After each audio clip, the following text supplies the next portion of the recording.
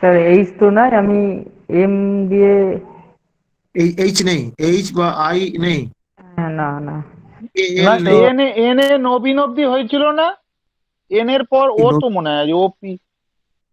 ও নেভিন N পর্যন্ত হয়েছিল। আচ্ছা, আহ, নবীন এন পর্যন্ত হয়েছিল বলে না। যে ভদ্রলোক, ওনাকে বলা হয়েছিল। ও তাহলে আচ্ছা, আমাকে আমাদের ওইটা আমি আন্দাজ করে বলছি। ঠিক আছে স্যার। এন এর পর থেকে করো। আচ্ছা, আমি রিমা বেকে বলতে চাইছি, অনুরোধ করছি। ও অনেক অভিজ্ঞ ডাক্তার। আচ্ছা ওকে বেশ স্যার, ও আমি অনেক জানি। অভিজ্ঞ। আচ্ছা, রূপা দালাল, আপনাকে অনুরোধ করছি ম্যাডাম, আপনি যদি উত্তরটা দেন স্যারের। রূপা দালাল। আচ্ছা, আমি তার প্রশ্নটা করছি। ধরুন মাথার তালুতে মানে কি রক্ত, অসহ্য রক্ত সঞ্চয় হয়েছে, সেখানটা আমি হাত দিলে কি সেন্সেশন পাবে? হাত দিলে কি অনুভব করবে না রূপা মাথায় যদি? দালাল ম্যাডাম।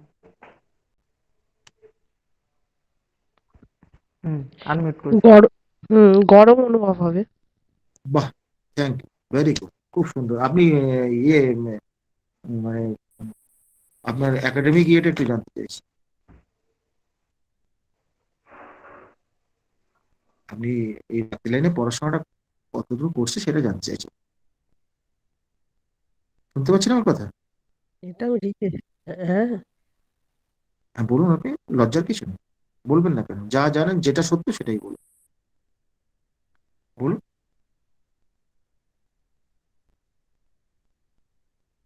আমার হ্যালো। এটা ডিসিএইচএম।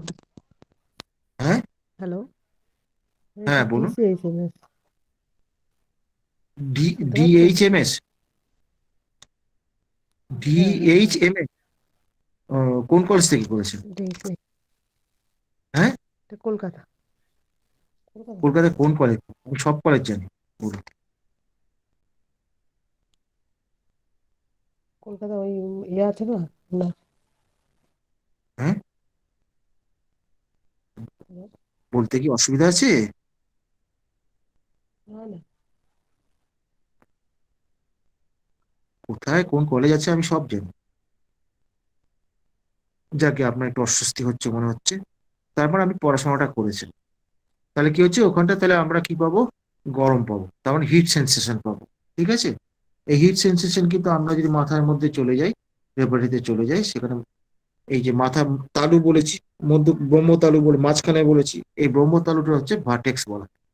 হুম। তা এইখানে আমরা ইয়ে পাবো, তো ওটা যে কোনো জায়গায় কনজেশন হতে পারে, কনজেশন যে ওখানেই হবে এমন কোনো মানে নেই। তাহলে কনজেশন হলে তাহলে কি হবে না, সেখানে ব্লাডটা অ্যাবনর্মাল সঞ্চয় হবে এবং সেটা গরম সেন্সেশন হবে। এই কনজেশনটা কি, এই কনজেশনটার বৈশিষ্ট্য কোথায়? এটা কিন্তু মোর প্যাথোলজিক্যাল না হলেও, প্যাথোলজিক্যাল হয়, এটা প্যাথোলজিক্যাল বইতেই মনে হয় কনজেশনের ডেফিনেশন গুলো পাওয়া যাবে যতদূর আমরা পড়ছে। তা এই কনজেশনটা যেটা হচ্ছে, এই কনজেশনটাকে কিন্তু বলা হয় সোরা, সোরার প্রক্রিয়া বলা হয়।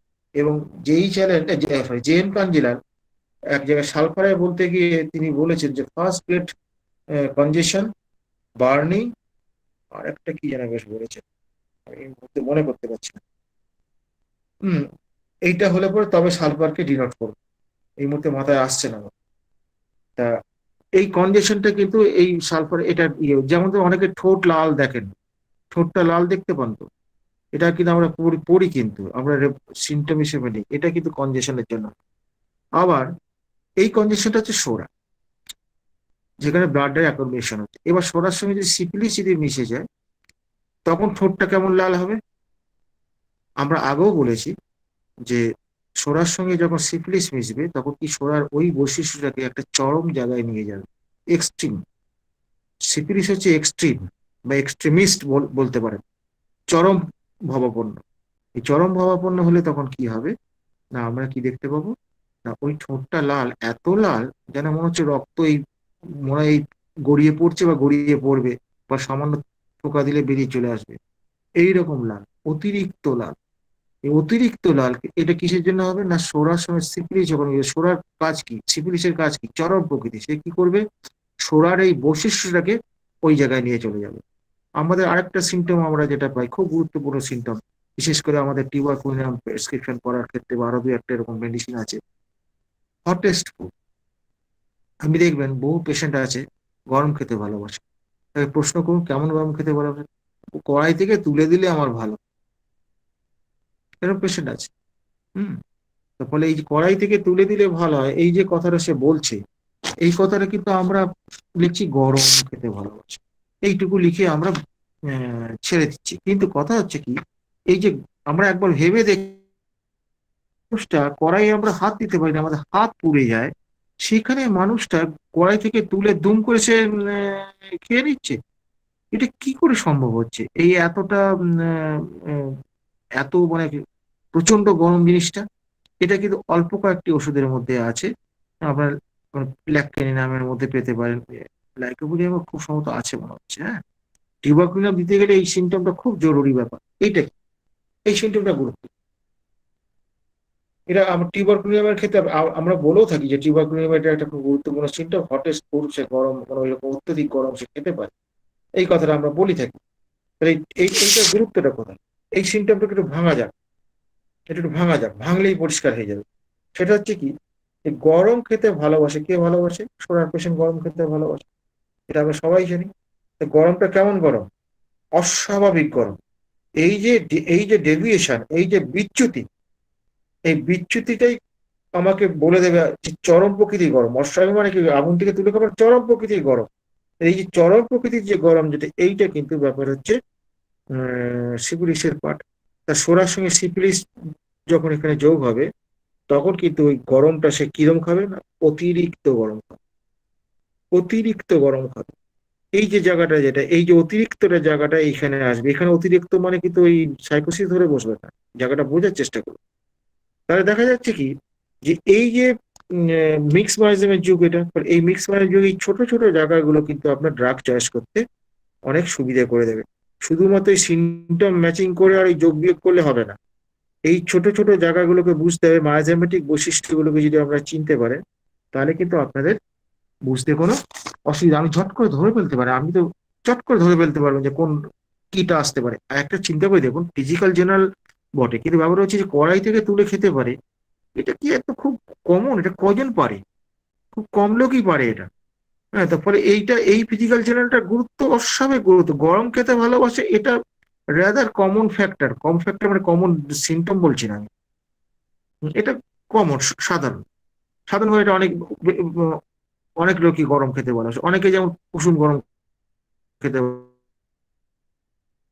ভালোবাসে, ওইগুলোকে অতটা আমরা গুরুত্ব দিই না। কিন্তু পেশেন্ট যদি বলে না, না হয় আমার খাবার কম খাই, ভালো করে খেতে পারি না, এরকম কথাটা যদি বলে, গরমটা খেতে চাই, এটা মোরালে সবাই বলবে। শীতকালে গরম তো খেতেই চাইবে, কারণ ঠান্ডায় হাত দিলে পরে হাত কনকন করবে, ইত্যাদি ইত্যাদি সবই আছে। কিন্তু প্রশ্ন যদি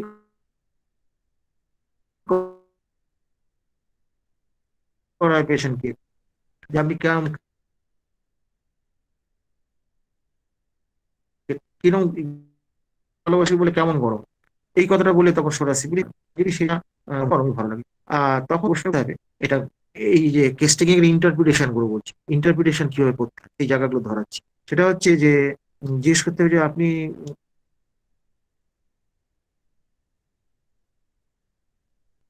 যদি আপনাকে ঠান্ডা ভাত যদি দেয়, মা যদি ভাত আপনি আসতে দেরি হয়ে গেছে, আগের ভাতটা খেয়ে নেবো, মানে ও খেয়ে এরকম করে খেয়ে নেবো, তার ওটা না হলেও ভালো হয়। এখানে ডিগ্রিটা, এখান থেকে আমরা ওয়ার্মটা ভাবতে পারি, কিন্তু ওয়ার্মটা আরো বেশি কনফার্ম হয়ে যাব যখন বলে না না আমি বলবো মাকে গরম করে দাও, গরম না করলে আমি খাবো না। এই গরম না করলে খাবো না যখন বলবে, তখন বুঝতে হবে সে সত্যি সত্যি গরমটা ভালোবাসে। কতটা গরম জিজ্ঞেস করে জানতে পারবেন, ওইরকম হটেস্ট না হলে পরে শুধু ওয়ার্ম হবে। এখানে একটা আবার জিনিস, এখানে একটা জিনিস ভাবতে হবে, অনেকে কিন্তু এই যে গরমটা যে খাওয়ার ব্যাপারে অনেকের একটা ধারণা আছে যে খাবার ঠান্ডা খেলে পরে যে শরীরে সেটা লাগে না, এরকম পেশেন্ট আমি 2-1টা পেয়েছি আমার জীবনে। এবার পেশেন্টটা আমাকে বলছে আমি গরম খাই, আমি গরম খেতে ভালোবাসেন? না, ভালো তো বাসি, নিশ্চয়ই ভালো তো বাসি। তা আপনি গরমটা, এই জিজ্ঞাসাবাস করতে করতে তারপর তখন সে বলছে যে ডাক্তারবাবু, ঠান্ডা খেলে তো শরীরে সেটা লাগে না, হ্যাঁ, গরম খাওয়াটা উচিত কিনা আপনি বলুন। আমি বললাম, হ্যাঁ হ্যাঁ, ঠিকই বলেছেন। এইবার বলুন দেখিনি, এইরকম কথা যদি পেশেন্ট বলে যে ঠান্ডা খেলে শরীরে লাগে না, আর গরমটা তো খেতেই হবে। তো এই গরম খাওয়া এই ডিজার ওয়ান কি ধরবো, এরপরে একজনকে ধর দিবেন, এরপরে একজনকে ধর। হ্যাঁ স্যার ধরছি।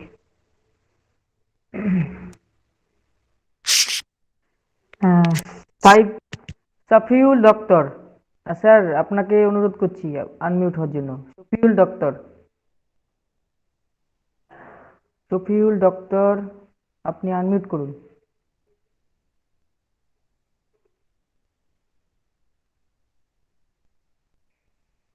শফিউল ডক্টর আপনি আনমিউট করুন, নাহলে আমি পরের জন চলে যাব। সাজিয়া নৌরিন। না দাঁড়াও আগে, সে তো কিছু সে শুনছে যখন সে রেসপন্স করবে না কেন? হয় না, এটা তার ক্লাসের অঙ্গ একটা। স্যার। শফিউল ডক্টর আপনি প্লিজ আনমিউট করুন। এসে মালদা তফিউল না তো? না, শফিউল স্যার। ও শফিউল, তফিউল না, ও sorry। শফিউল ডক্টর, কিন্তু কোনো রেসপন্সই করছেন না। করে দাও, আউট করে দাও, কি করবে? সে ক্লাসের নিয়মটা সে মানবে না কেন? আচ্ছা, সাজিয়া নৌরিন ম্যাম, আপনি আনমিউট করুন প্লিজ। সাজিয়া নৌরিন, শুনতে পাচ্ছেন? সাজিয়া নৌরিন।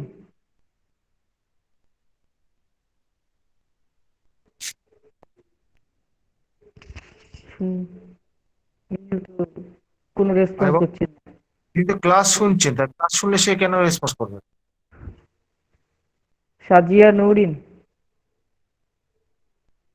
কি অদ্ভুত।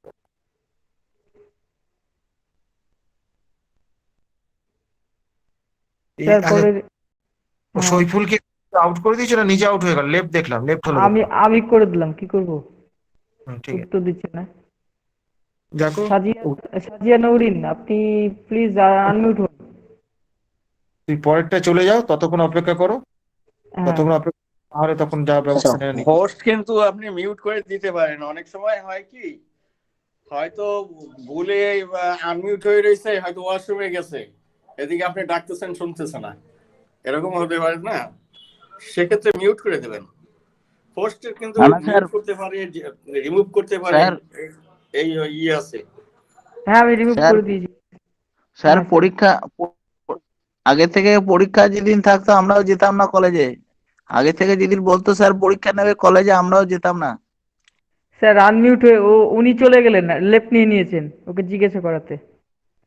জিজ্ঞেসা সাল জিজ্ঞাসা করে। সাল হ্যাঁ, সালমা আক্তার ম্যাম আপনি আনমিউট হন, স্যারের প্রশ্নের উত্তর দেন। সালমা আক্তার, এটা আপনাদের জন্যই করা হচ্ছে, ভালোর জন্য। সালমা আক্তার, হ্যাঁ ম্যাম। হ্যালো। হ্যাঁ, আচ্ছা, প্রশ্নটা কি হ্যাঁ আপনাকে বলেন। প্রশ্নটা শুনেছেন না একবার বলবো? না বলেন। হ্যাঁ, পেশেন্ট বলছে যে হ্যাঁ আমি গরম তো খেতে ভালোই বাসি। তারপরে সে পেশেন্ট আমাকে বলছে যে খেলে ঠান্ডা খেলে তো শরীরে লাগে না। আহ, তাহলে বলুন গরম খাওয়া ছাড়া কি উপায় আছে বলুন, গরম তো খেতেই হবে। এই কথাটা সে বলেছে। এই ক্ষেত্রে কি ডিজার ওয়ান ধরবো কি? সে গরম খেতে ভালোবাসে, এটা কি রুব্রিক হিসেবে নেবো? এটা জিজ্ঞেস করছি। আসলে আমি তো নতুন এখনো, এইসব বিষয়ে এখনো বুঝি না। এই বছর আমি নতুন ভর্তি হয়েছি। ও নতুন ভর্তি হয়েছে, তাহলে আপনাকে বুঝিয়ে দিই, সেইটার জন্য হ্যাঁ, আপনাদের ফার্স্ট আপনাদের ইয়ারে। হ্যাঁ, আপনাদের জন্যই তো বোঝাচ্ছি। একটা জিনিস বুঝতে হবে, যখন কোনো লক্ষণ স্বতঃস্ফূর্ত ভাবে যখন বলবে পেশেন্ট, রোগী বলবে, সেইটাকে ধরতে হবে। আর যখন সে বলবে যে ওই যে ঠান্ডা খেলে পরে শরীরে লাগবে না, সেই জন্য সে কিন্তু গরম খাচ্ছে, এই ঠান্ডা হলে লাগবে না সেই জন্য গরম খাচ্ছে, এখানে তার ইচ্ছাতে হলো না, ঠান্ডা হলে শরীরে লাগবে না, এই লাগাবার জন্য সে কি করছে, গরম খাচ্ছে। এটা কোনো গরম সিমটম, খাচ্ছি। এটা কোনো সিমটম হবে না। কিন্তু পেশেন্ট যদি বলে যে আমি গরম ছাড়া খেতে পারি না, তখন কিন্তু সেটাকে তাহলে সিমটম, ধরতে হবে। তাহলে ধরতে হবে। পরিষ্কার হয়েছে? হ্যাঁ হ্যাঁ এইভাবে হ্যাঁ, এগুলো। বুঝতে পারছি। স্যার এখানে একটা এই প্রশ্ন করবো স্যার, এই পয়েন্টের পর। হ্যাঁ,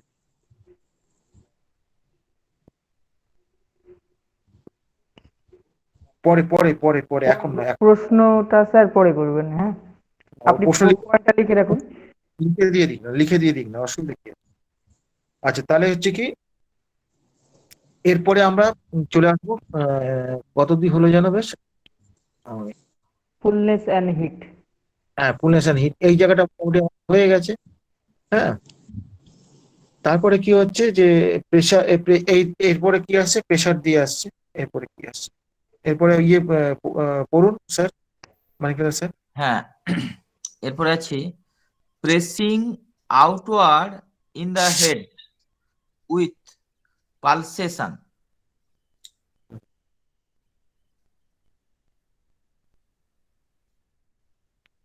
তাহলে প্রেসিং আউটওয়ার্ড, এর বাংলাটা বলুন, বাংলাটা এবং বলুন। তার তারপরে সঙ্গে সঙ্গে আছে পালসেশন, মানে হচ্ছে দপদপানি। দপদপানি আছে, তাই তো? এই কথাটা বলতে, তাহলে এই যে সেন্সেশন বাইরে থেকে যে বেরিয়ে আসছে, এই যে সেন্সেশন গুলো, এই সেন্সেশন গুলো, আচ্ছা এরপর একজনকে ধরো, এই সেন্সেশন গুলো এক কথায় একদম সঞ্জয় বলুন। কুমার স্যার, আপনি আনমিউট হন। সঞ্জয় কুমার স্যার। হ্যাঁ স্যার। নমস্কার। হ্যাঁ, এই সেন্সেশন গুলো কিন্তু অধিকাংশ ক্ষেত্রে সরা, এটা অনুভূতি প্রবণতা, এটা কিন্তু অধিকাংশ ক্ষেত্রে সরা, কিছু ব্যতিক্রম হতেও পারে, মানে যেগুলো যে ডিলিউশন ফিলিউশন যে ইয়েগুলো থাকে, সেই জায়গাটা কিন্তু সরা সবসময় যে হবে তাও নয়, নাও হতে পারে। কিন্তু ব্যাপারটা হচ্ছে যে অধিকাংশ ক্ষেত্রে এই যে তার যে অনুভূতিগুলো, তার পেশেন্টের যে এই ব্যথাটা এরকম, ব্যথাটা ওই রকম, এই যে পেশেন্ট গুলো যখন বলবে, তখন এই সেন্সেশন গুলো মোরলেস কিন্তু সরার লক্ষণ, মোরলেস। কারণ এখানে স্পেসিফিক আর কিছু বলতে পারছে না, স্পেসিফিক আর তো কিছু বলতে পারে না, কি টাইপের এসব তো কিছু বলতে পারছে না, এটা কিন্তু সরার হবে। পরিষ্কার হয়েছে এটা? হ্যালো, জি স্যার। এই জায়গাটা পরিষ্কার হয়েছে? এই সেন্সেশন যে কথাটা বললাম আমি স্যার ভালো বুঝতে পারি নাই এই জায়গাটা। আমি বলছি এখানে পেশেন্ট কি বলছে একবার, মানিকলাল স্যার একবার বলুন। হ্যাঁ, বলছেন যে pressing outward in the head with pulsation, মানে হচ্ছে দপদপ করে যে একটা দপদপানির অনুভূতি, সেটার সঙ্গে সঙ্গে যেন মনে হচ্ছে মাথাটা যেন বাইরের দিকে বেরিয়ে আসছে ঠেলে, এই যে ব্যাপারটা। এই যে বাইরের দিকে ঠেলে বেরিয়ে আসছে যে এই সেন্সেশন, যেটা এই সেন্সেশন গুলো কিন্তু সরার হচ্ছে, সরার জন্য। এবার বলুন দেখুন, এই যে ওখানে একটা দপদপানি হচ্ছে, এই দপদপানিটার জন্য কে দায়ী? ওখানে যে দপদপানি হচ্ছে, আপনাকে প্রশ্ন করছি, ওখানে দপদপ করছে, এই দপদপানির জন্য কে দায়ী? ওখানে দপদপ করছে, পেশেন্ট তো বলে আমি দপদপ করছি, দপদপ করে, পেশেন্ট তো বলে এই মাথাটা এই জায়গায় দপদপ করছে। এই যে দপদপানির জন্য কে দায়ী? সোরা স্যার হবে এটা। সোরার কথা, ওটা তো মায়াজামের দিক থেকে আসতে পারে, কিন্তু মায়াজামকে বাদ দিলে পরে আমি যে ফিজিওলজিক্যাল অ্যাসপেক্ট থেকে এই দপদপানি কে তৈরি করে? রক্তটা জমা হচ্ছে কনজেশন হওয়ার জন্য হচ্ছে। এখানে কনজেশন তো বলা হয়নি, শুধু দপদপানি বলা আছে। দেখুন আরেকবার পড়ুন। কিছু বলা নেই, এটা একটা আমাদের ইন্টারপ্রিটেশন করতে হবে। এই দপদপানিটা কিসের জন্য হয়? দপদপ কে করে? কে? হার্ট। Yes, heart. এবার হচ্ছে, এইবার বলো, ভেন আর হচ্ছে আর্টারি, এর মধ্যে কে দপদপানি করে? কে দপদপ করতে? আর্টারি। ভেন ভেন ভেন না আর্টারি, কোনটা? আর্টারি হবে না স্যার? আমি কিছু বলবো না, সৈকত স্যার আছে, সৈকত স্যার বলুন। স্যার ধমনী দপদপ করে। ধমনী মানে তো আর্টারি স্যার, দপদপ করবে না? শিরা দিয়ে তো স্যার দূষিত রক্ত প্রবাহিত হয়, এটা কোনো দপদপ নেই। যেটা বিশুদ্ধ রক্ত ধমনী, সেটাই দপদপ করে। আটারি চাপটা বেশি। শিরা দিয়ে কেন ওটা হয় সেটাকে বুঝতে, শিরার যে সার্কুলেশনটা প্যাসিভ সার্কুলেশন, ওটা তো বডি থেকে যাচ্ছে, ওর জন্য ওটা দপদপানি নেই। যেহেতু হার্টের দপদপানি রয়েছে, হার্টের দপদপানিটাই ধমনীতে আসছে স্যার। আর শিরাগুলো রক্ত জালিকা থেকে তৈরি হচ্ছে, দিয়ে পুরো ইতে যাচ্ছে, আর শিরাটা ধমনীটা হার্ট থেকে ডাইরেক্ট তৈরি হয়। একটা হচ্ছে যে মাথা থেকে যেটা হার্টে যাচ্ছে, সুপিরিয়র ভেনা কাভা থেকে যেটা যাচ্ছে, সুপিরিয়র ভেনা কাভা, এই সুপিরিয়র ভেনা কাভা থেকে যেটা যাচ্ছে, ওখানে তো আমাদের প্রেশার লাগেই না, উপর থেকে নিচে নামছে, সমস্যা ওখানে কিছু। যেটা আমাদের হার্ট নিচ থেকে যেটা তুলতে হয়, যেটা আমাদের সেকেন্ড হার্ট, যেটাকে কাপ মাসেল কে বলা হয়, এখান থেকে ইনফিরিয়র ভেনা কাভা থেকে ফিমোরাল ভেন হয়ে হয়ে এইসব কিডনির এইসব ভেনগুলো হয়ে আস্তে আস্তে উপর দিকে যাচ্ছে, গিয়ে ওখানে ড্রেনেজ হচ্ছে। এই যে ড্রেনেজটা যেটা হচ্ছে, হার্টে গিয়ে ড্রেনেজ হচ্ছে, এইটা ড্রেনেজ, এটা নিচ থেকে আস্তে আস্তে উঠছে, প্যাসিভ মানে ব্লাড কলামটা উঠছে। এই ব্লাড কলামটা ধীরে ধীরে ধীরে উঠছে। এই যে ধীরে ধীরে উঠছে, এখানে ধীরে ধীরে উঠলে পালসেশনটা আসবে কি করে? আর একটা ব্যাপার হচ্ছে যে শিরার যে দেয়ালটা অতটা স্থিতিস্থাপকতা নেই, ইলাস্টিসিটি কম তো, যেখানে আটারির যেমন ইলাস্টিসিটি বেশি। ফলে এই দপদপনিটা যখন হবে তখন বুঝতে হবে এটা আর্টারিয়াল ঘটনা, এবং কারণ হচ্ছে হার্ট। তাহলে বোঝা যাচ্ছে যে আমাদের যারা জুনিয়র বন্ধু আছে, তাদের হচ্ছে যারা একদম নতুন শিখছেন বা পড়ছেন, বুঝতে পারছেন অ্যানাটমিটা কেমন ভাবে লাগছে, ফিজিওলজিটা কেমন ভাবে লাগছে, এগুলো কিন্তু জানতে হবে। এগুলো না জানলে কিন্তু হোমিওপ্যাথি করতে পারবে না। ঠিক আছে? এবার যারা সিনিয়র তাদের জন্য তো মায়াজম কথাটাই বলছি আমি, মানে দুটোকে মিলিয়ে মিশিয়ে আমাকে বলতে হচ্ছে যাতে সকলে শিখতে পারে কষ্ট করে। ঠিক আছে? আচ্ছা, এটা এরপরে একটা কি আছে? ভালো এটা একটা ভালো জায়গা স্যার। এই যে ধমনী আর শিরার যে ডিফারেন্সটা, এটা অনেকে জানা ছিল না বা ভুলে গেছিলেন, এটা কিন্তু আবার ঝালিয়ে নেওয়া হলো। হ্যাঁ, আচ্ছা স্যার, আমি মনে তারপরে করেছিলাম, সৈকত সৈকত স্যার মনে হয় ডিটেলস বলবে। ও তো এক ছোট্ট উত্তর দিয়ে বেরিয়ে গেছে। ও তো ইচ্ছা করেই বলতে পারতো এটা, বলতে না হ্যাঁ পারার কারণ কি ছিল? ও তো জানে হ্যাঁ এগুলো। হ্যাঁ, ও তো এগুলো সব জানেন। বিএসসি স্যার বললাম তো, স্যার বলেছি। বলেছেন, সেটা তো বললাম, ডিটেলস বলবেন ভেবেছিলাম। আমি তো অবশ্যই বলেছেন, বলছি আমি সব। তাহলে এই জায়গাটা হয়ে গেল। এরপরে কি আছে? হ্যাঁ, এরপরে আছে পিরিয়ডিক্যাল হেডেকস উইথ ভমিটিং বাইল। এই পিরিয়ডিক্যাল হেডেক, যেটা পিরিয়ডিক্যাল হেডেক কিন্তু অত্যন্ত গুরুত্বপূর্ণ বিষয়। পিরিয়ডিক্যাল হেডেক তার মানে পিরিয়ডিক্যাল হেডেক, নির্দিষ্টকাল ব্যবধানে শিরোপীড়া আর হচ্ছে এই চিত্তবমি। এইটা হচ্ছে কি পিরিয়ডিক্যাল যে ইয়েটা, যেটা এটা খুব গুরুত্বপূর্ণ। পিরিয়ডিক্যাল এটা কিন্তু শরিকের নেচার। পিরিয়ডিক্যাল যে ফ্যাক্টর গুলো, এগুলো এত বেশি গুরুত্ব, এগুলোকে বাদ দেওয়া যাবে না। যেমন আমাদের টাইম মডালিটিস, যেমন আমাদের অত্যন্ত গুরুত্বপূর্ণ, টাইম মডালিটিসকে আমরা বাদ দিতে পারি না, ওটাকে বাদ দিতে পারি না। এত আনকমন পিকুলার পিরিয়ডিক্যাল ইয়েগুলো কিন্তু পিরিয়ডিক্যাল হেডেকের ক্ষেত্রে এটাও কিন্তু আনকমন পিকুলারের মধ্যে পড়ে যাবে। ফলে এইটা কিন্তু যখন আমরা পাবো পেশেন্টের মধ্যে, সেটা কিন্তু আমরা একটু গুরুত্ব অবশ্যই দেবো, কারণ গুরুত্ব না দিলে তো হবে না। এইটা আমাদের মাথায় রাখতে হবে। এবার ধরুন এই পিরিয়ডিক্যাল হেডেকের ক্ষেত্রে, আমি ধরুন হেডেকের ক্ষেত্রে পিরিয়ডিক্যাল হেডেক তো পেয়ে গেলাম, পিরিয়ডিক্যাল পেয়ে গেলাম।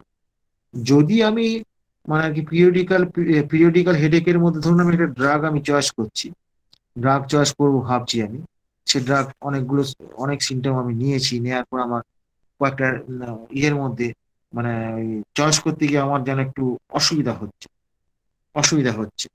হ্যাঁ, ধরুন আমি দেখছি যে আহ, অসুবিধা হচ্ছে, সিমটমটা ঠিক ম্যাচিং করতে পারছে না।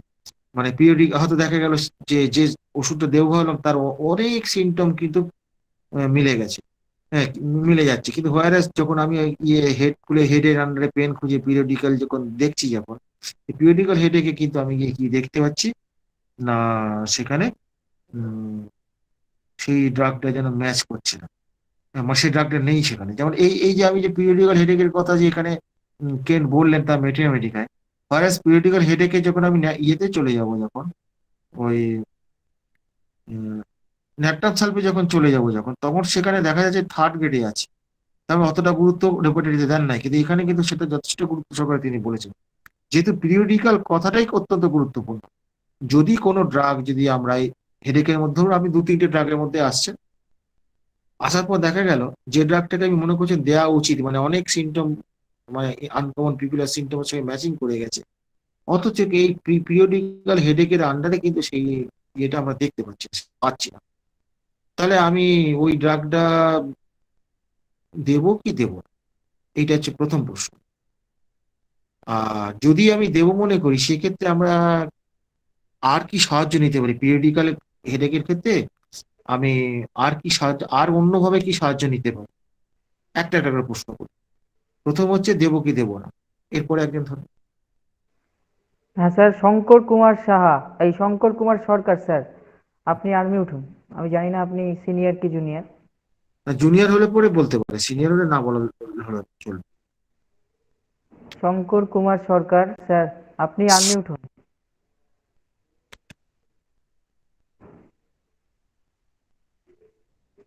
শঙ্কর কুমার সরকার স্যার।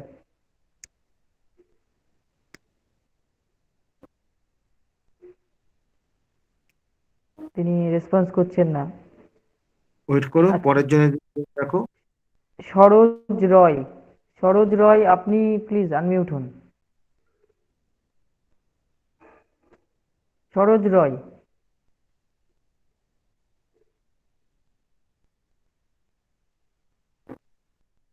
তিনিও রেসপন্স করছেন না।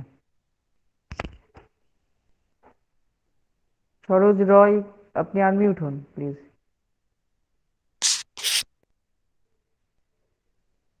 আচ্ছা, এখানে আরেক প্রশ্নপত্র প্রশ্ন উত্তর পাওয়া যায় না, এতটুকু ইয়ে না, কারণ হচ্ছে আনাড়ি ভাবে ঢুকছে, আলোচনায় কোনো কিছু শোনে না, হয়তো অন করে ফাঁকে যা বসে আছে অন্য কিছু ধান্দা করতেছে, তাহলে সময় নষ্ট করার দরকার নেই স্যার, আপনি কন্টিনিউ করুন। ইয়ে করে দাও, রিমুভ করে দাও। যে অ্যাটেনশন দেবে না ক্লাসে তাকে আমরা রাখবো কেন? রাত জেগে জেগে তাকে রাখবো না ক্লাসে? সরোজ, ঠিক আছে স্যার, আমি রিমুভ করতে বাধ্য হচ্ছি স্যার।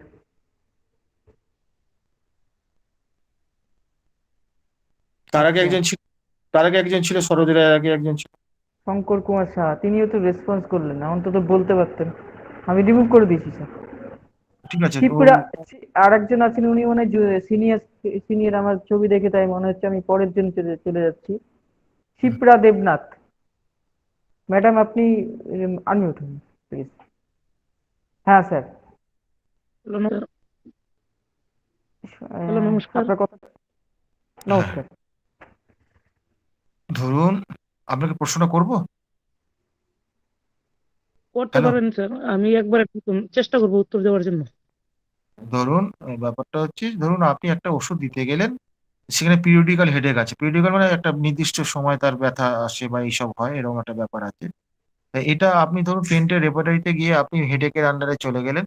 হ্যাঁ, চলে গিয়ে সেখানে আমি দেখলে ওষুধটা দিতে গিয়ে দেখছেন যে সেই অনেক সিমটম সেই ওষুধের সঙ্গে মিলে যাচ্ছে, কিন্তু পিরিয়ডিক্যাল হেডেকে সেই ওষুধটা নাই। যদি সেটা না থাকে, তাহলে সেই ক্ষেত্রে কি সেই ওষুধটা আপনি কি দেবেন তাকে? এইটা আমার প্রশ্ন। স্যার, যে ওষুধটা সবচেয়ে বেশি মিল খায় ওই ওষুধটাই দেবো। কিন্তু সেখানে পিরিয়ডিক্যালি সেটা তো আছে, কিন্তু পিরিয়ডিক্যাল হেডেকের মধ্যে ওই ওষুধটা নাই। না থাকলেও দেবো। না থাকলে দেবেন, তার যুক্তিটা কি না থাকলে?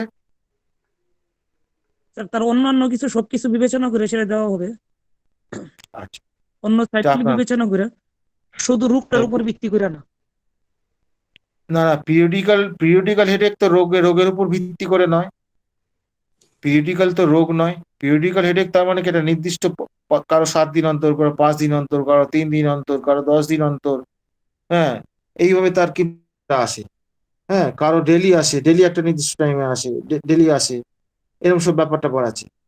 তা এটা হচ্ছে পিরিয়ডিক্যাল হেডেক বলে। এই পিরিয়ডিক্যাল হেডেক, এই যে পিরিয়ডিক্যাল যেটা আছে, এই পিরিয়ডের ধরুন ওষুধটা মিলছে না আপনার সবকিছু মিলেছে, এই জায়গাটা মেলাতে পারছেন না, মানে পিরিয়ডিক্যাল হেডেকের মধ্যে এই ওষুধটা নাই, তাহলে সেই ওষুধটা দেবেন আপনার মতে, আপনি দেবেন মনে করছেন। আচ্ছা, এর পরবর্তী কাউকে দেখো। হ্যাঁ স্যার, আমি দেখছি। সায়ন্তনী ভৌমিক। এই যে এটা এটা হচ্ছে ইন্টার্নি করছে বোধ হয় বীরভূমে। হ্যাঁ স্যার। ম্যাডাম, আপনি উত্তর দেন স্যারের প্রশ্নের। স্যার, দেব না স্যার, দেব না। কেন দেবেন? কারণ স্যার, ক্যান্টের যে রেপার্টরি, ওটা তো স্যার ডিকশনারি। তো স্যার, ডিকশনারিতে যদি আমরা না পাই, তাহলে স্যার এটা দেব না। এটা আমার যুক্তি ভুলও হতে পারে।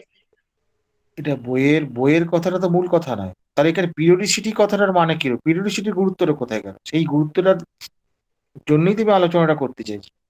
পিরিয়ডিসিটিকে কোনো গুরুত্ব দেবে না? কেন্টের বই নেই বলে তাকে দেবেন না? এটা গুরুত্ব না, পিরিয়ডিসিটিকে গুরুত্ব দিতে হবে কি দিতে হবে না, এইটা আমার প্রথম প্রশ্ন। স্যার, দিতে হবে। দিতে হবে। যদি ওখানে পেলেন না, তখন কি করবেন? তাহলে সিমটম সিমিলারিটির উপরে নির্ভর করে স্যার দিতে হবে স্যার। সে তো সিমটম সিমিলারিটি তো হবেই, আমি তো বলতেই পারছি। ধরুন আপনি হেডেকের মধ্যে পেলেন না, তাহলে আপনি সাহায্যকারী হিসেবে আর কিছু কি পিরিয়ডিসিটি, এই যে পিরিয়ডিসিটিটা আপনি পেলেন না ওখানে, তখন সাহায্য করার জন্য অন্য কিছু জায়গা থেকে কি ভাববেন কি পিরিয়ডিসিটিটাকে কভার করা সেইটা? হ্যাঁ স্যার ক্যারেক্টারিস্টিক সিমটমস গুলো ধরে তাহলে আমাকে খুঁজতে হবে স্যার। তাহলে পিরিয়ডিসিটি কি ক্যারেক্টারিস্টিক সিমটম নয়? হ্যাঁ স্যার, তার সঙ্গে আরো যে স্যার আনুষঙ্গিক যে সিমটমস গুলো থাকে ওইগুলো স্যার তাহলে আমাকে নিতে হবে। এই যে মাথা ব্যথা, এটা তো মূল রোগ বা কষ্ট, এর সঙ্গে অ্যাকম্পানিড হচ্ছে পিরিয়ডিসিটি। হ্যাঁ, অ্যাকম্পানিড পিরিয়ডিসিটি, তাহলে এটা কনকমিটেন্ট হয়ে যাচ্ছে। এটাকে বাদ দেওয়া যাবে কি?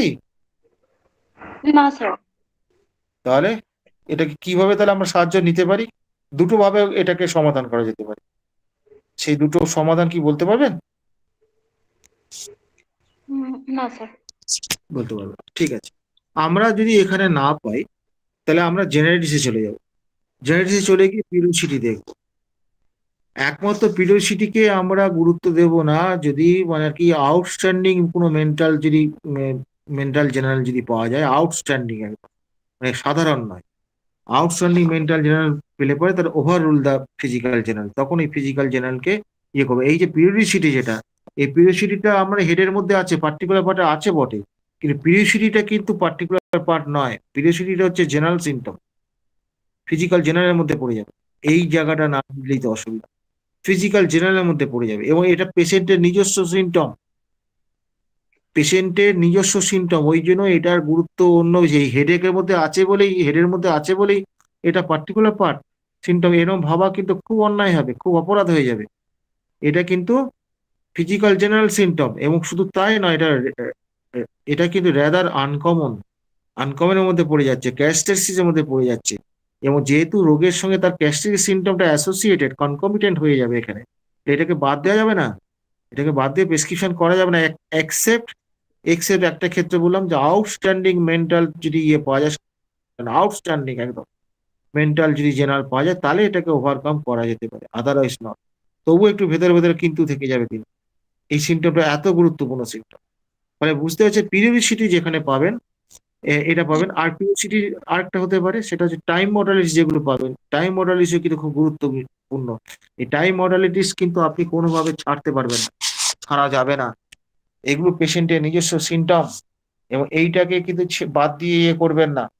ফলে অনেক সময় এমন হতে পারে যে টাইম মডালিটিসটা যদি খুব একদম নিখুঁত যদি হয়, অনেক সময় সেরকম হতে গেলে অনেক সময় আমি ছোটখাটো মেন্টাল সিমটম, যেমন অ্যাভারশন টু কোম্পানি, এই যে ব্যাপারগুলো আছে, এই ধরনের ইয়েগুলোকে আমি ইগনোরও করি, অনেক সময় ইগনোর করেও দেখছি রেজাল্ট খারাপ হচ্ছে না। কিন্তু যদি তার মেন্টাল এক্সাইটিং কজ যদি থাকে, এক্সাইটিং কজ যদি মেন্টাল থাকে, তাহলে তাকে বাদ দেওয়া যাবে না, তাকে একদম ধরতেই হবে, উপায় নেই, বিকল্প কোনো রাস্তা নেই খোলা। তাহলে বুঝতে হবে যে কোন পেশেন্টের ক্ষেত্রে কাকে গুরুত্ব, মেন্টাল সিমটম নিশ্চয়ই গুরুত্বপূর্ণ, পেশেন্টের যে সিমটম, পেশেন্টের যা যা সিমটম পেলাম, ঠিক তার মধ্যে মেন্টাল সিমটমের ইম্পর্টেন্সটা কত, এইটা আমাকে বুঝতে হবে। এইটা যদি আমরা না বুঝি তাহলে কিন্তু আমাদের কিন্তু মুশকিল হয়ে যাবে। ফলে এই যে টাইম মডালিটিস বলুন বা পিরিয়ডিসিটি যেটা বলুন, পিরিয়ডিসিটি টাইম মডালিটিস একই রকম, প্রায় একটু তফাৎ আছে। ও টাইম মডালিটিস বলতে একটা দিনের নির্দিষ্ট দিনগুলো এগুলো আছে, আর পিরিয়ডিসিটির মধ্যে ওই অন্তর দিয়ে কিছুদিন অন্তর দিয়ে করে, এভরিডে হতে পারে, একদিন অন্তর হতে পারে, সপ্তাহে 7 দিন অন্তর হতে পারে, এরকম অনেক রকম ভাবে সেটা আসতে পারে। তো সেইটা আমাদের সোজা কথা, এটাও একটা টাইম মডালিটিসের মতোই পড়ে যাচ্ছে, ফলে এইটাকে বাদ দেওয়া যাবে না। এটা অত্যন্ত গুরুত্বপূর্ণ। যখন আপনি মেডিসিন যখন পড়বেন, যখন আমি যেটা আগেতে বলছি, ড্রাগ পিকচার তৈরি করার কথা আগে বলেছি, ড্রাগ পিকচার তৈরি করতে গেলে এই ধরনের আনকমন পিকুলার সিমটম গুলো রাখতে হবে, অথবা পড়তে আপনাকে কি করতে হবে না, এটাকে আলাদা করে লিখে রাখতে হবে। এটা ড্রাগ পিকচারের ক্ষেত্রে খুব সাহায্য করবে। আশা করি আপনার পরিষ্কার হয়েছে ব্যাপারটা।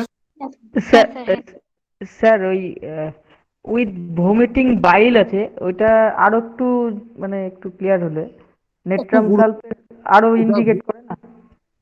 আরো ইন্ডিকেট করবে, কারণ নেট্রাম সালফেট তো লিভারের সঙ্গে একটা সম্পর্ক আছে তো। হ্যাঁ, সেই জন্য আর একটু ওটা ইন্ডিকেট করবে। ভমিটিং অফ বাইল যদি নাই হয়, না হলেও কি দেওয়া যাবে না? হ্যাঁ, দেওয়া যাবে স্যার। তো ওই জন্য ওটাকে খুব বেশি আমি হাইলাইট করিনি, করিনি ওই কারণে। যদিও তোমার কথাটা ঠিক আছে, ন্যাট্রাম সালফেট ক্ষেত্রে কিন্তু একটা কনকমিটেন্ট হিসেবে তার গ্যাস্ট্রিক ডিসঅর্ডার, যেমন লাইকোপোডিয়ামের ক্ষেত্রে গ্যাস্ট্রিক ডিসঅর্ডারের কথা আমরা ভাবি। এবার যদি বলেন যে 100% হবে, না, কোনো কোনো ক্ষেত্রে আমরা ওটা ছাড়াও দিই, সে ক্ষেত্র আছে, সেটা খুব কম ক্ষেত্রে, কিন্তু বেশিরভাগই কি অ্যাসোসিয়েটেড সিমটমটা এরকম থাকে। এবার ধরো নার্স ভূমিকার পেশেন্ট যদি এখন হটেস্ট হয় বা হট যদি হয়, আমরা রীতিমতো আশ্চর্য হয়ে যাবো। কারণ ব্যাপারটা হচ্ছে জেনারেলি চিলি হয়, এরকম চিলি হয়। এবার হট হয়ে গেলে তাই নার্স ভূমিকা দেওয়া যাবে না। হট পেশেন্টকে নার্স ভূমিকা আমরা দিয়েছি, কিন্তু দিতে গেলে পরে হাত কেটেছে, হবে তো? এই জায়গাটা তো কোনোভাবে মিলছে না, হবে তো?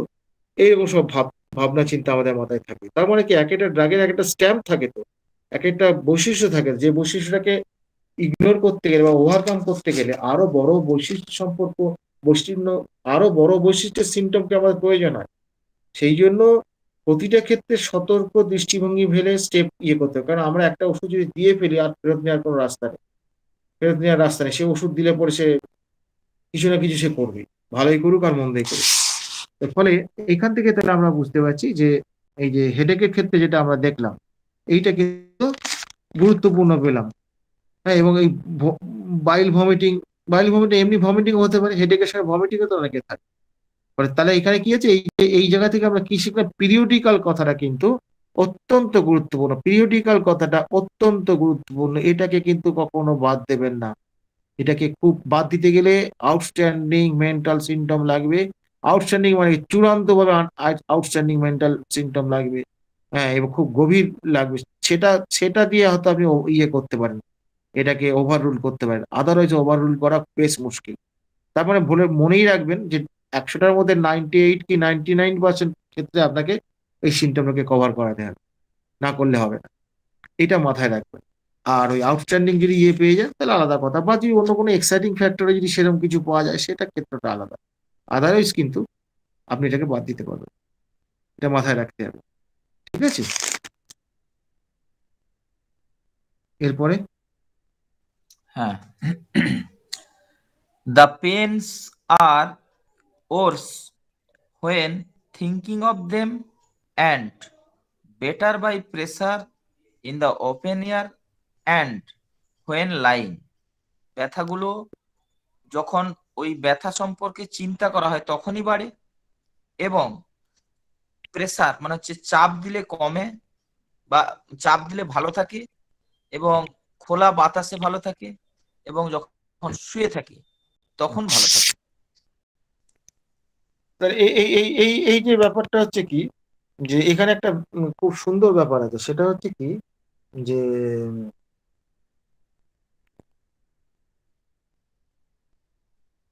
থিঙ্কিং অফ দেম বা চিন্তা ভাবনা করলে পরে তার ব্যথাটা বাড়ে।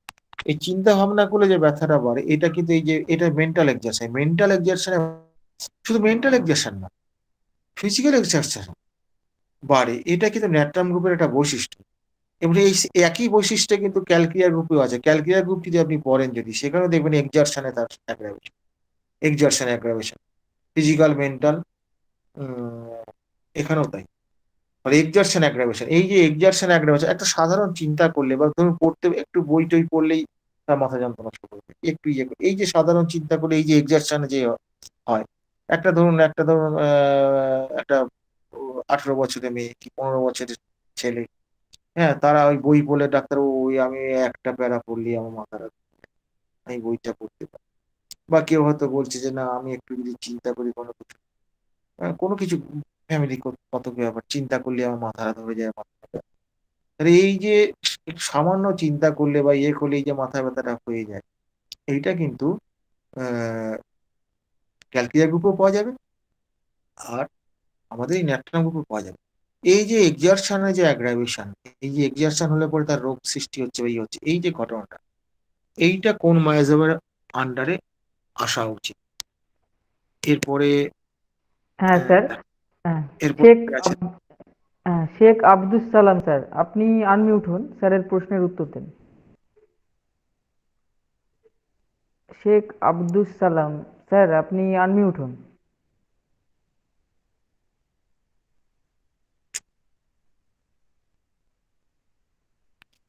আচ্ছা, তিনি একটু রেসপন্স করছেন না। আমি পরেরটা দেখো, শেখ, পরেরটা দেখো। হ্যাঁ, শেখ সাবির আহমেদ। শেখ সাবির আহমেদ, আপনি আনমিউট হন প্লিজ। হ্যাঁ স্যার বলুন একবার।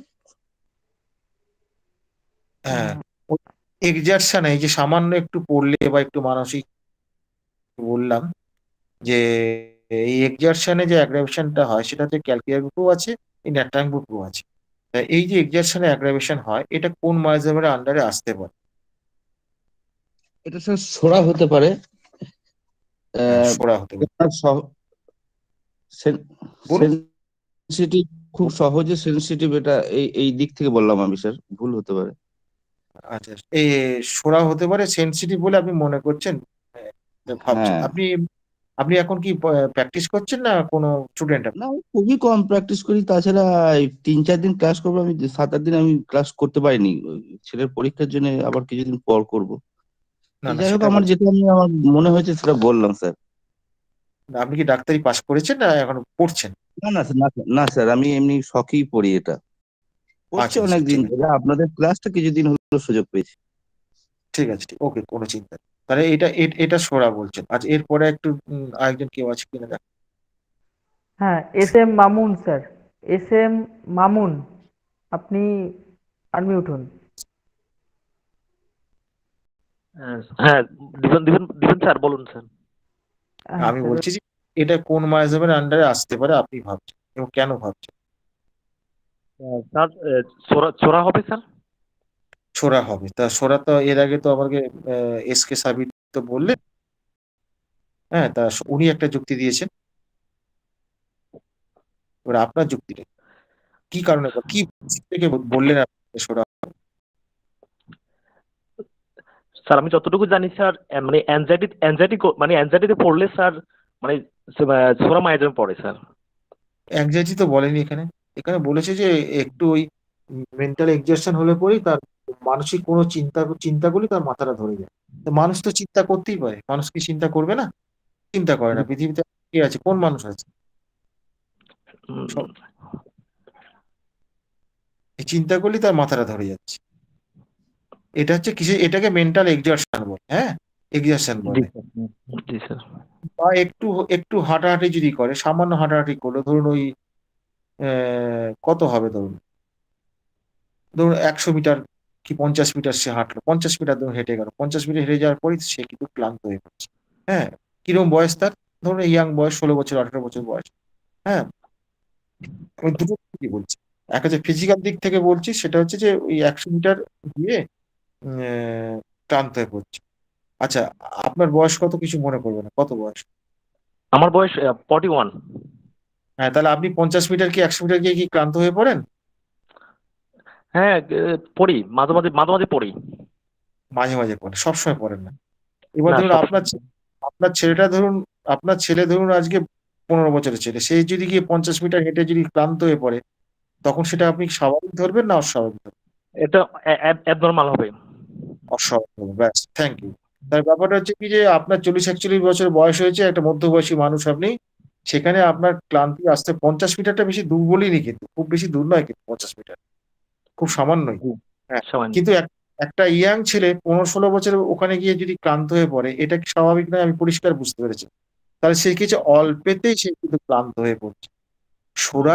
সোরা হচ্ছে অ্যাক্টিভ ইন নেচার। সোরা তো চঞ্চল, অ্যাক্টিভ ইন নেচার। এরা খুব সক্রিয় থাকে। হ্যাঁ, এরা সবসময় হইচই করবে, ছোটাছুটি করবে, দৌড়াদৌড়ি করবে, এইটা যে সোরার হচ্ছে। কিন্তু সিফিলিসের ব্যাপারটা হচ্ছে কি, সিফিলিস হচ্ছে মায়াজম যখন সোরার সঙ্গে থাকবে, সোরা তো এখানে আছেই। হ্যাঁ, সিফিলিস মায়াজম থাকবে, সিফিলিস মায়াজমের পেশেন্ট কিন্তু সহজেই কিন্তু ক্লান্ত হয়ে পড়বে। এই সহজেই যে ক্লান্ত হয়ে পড়বে, ফিজিওলজিক্যাল পারভার্সন বলে।